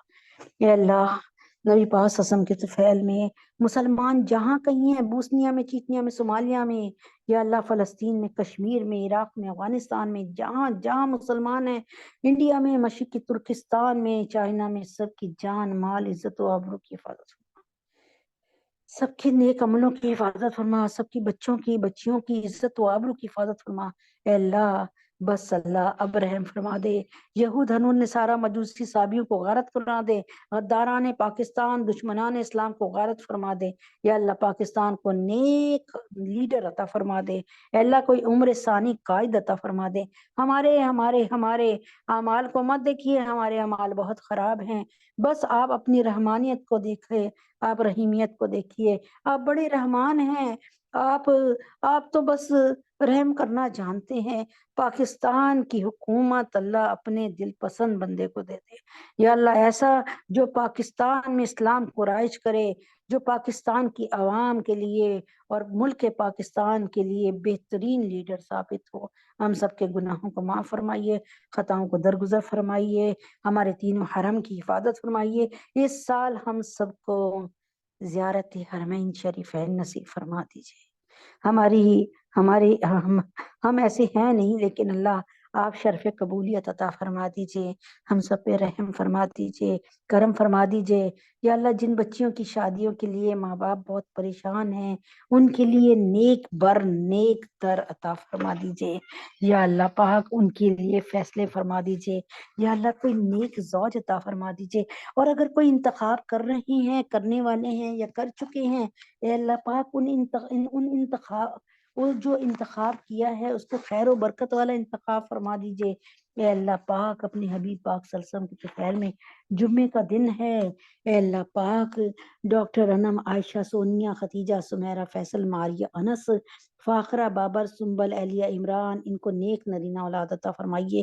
فریال، عائشہ اور سحر کی مشکلوں کو دور فرمائیے، ان کے لیے دنیا بھی جنت بنائیے، آخرت میں وسیع جنت عطا فرمائیے یا اللہ۔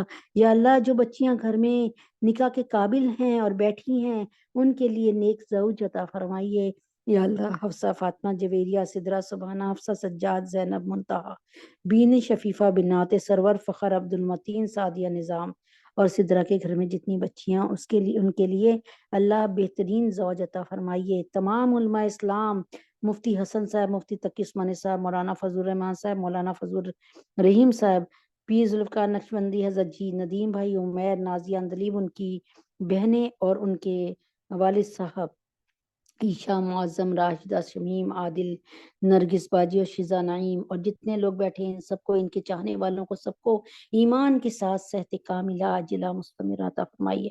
اہلیہ اعظم اہلیہ رفیق، مفتی ضیاء الدین صاحب عامر اور بیٹی انم کو اپنے گھر کا سکون عطا فرمائیے، اپنے گھر میں رہنا بسنا ادھر کا سکون حاصل کرنا عطا فرمائیے۔ اور اللہ پاک ڈاکٹر ہمنا، فاطمہ، عیشا، عبداللہ اور جتنے لوگ بیٹھے ہیں یہاں پہ ان سب کو، ان کے بچوں کو دنیا اور آخرت کے ہر امتحان میں 100% نمبروں سے کامیابی عطا فرمائیے۔ احمد، نعمان، نواز صاحب، محمد عمر اور محسن، ان سب کو بہترین روزگار عطا فرما دیجئے۔ اے اللہ پاک اپنے حبیب پاک صلی اللہ علیہ وسلم کے طفیل میں یہ تمام دعائیں بارگاہ الہی میں قبول فرمائیے۔ وصلی اللہ تعالی علی خیر خلقہ محمد وعلی آلہ وصحبہ اجمعین برحمتک یا ارحم الراحمین۔ سبحان ربک رب العزت عما یصفون وسلام علی المرسلین والحمد للہ رب العالمین۔ السلام علیکم ورحمۃ اللہ وبرکاتہ۔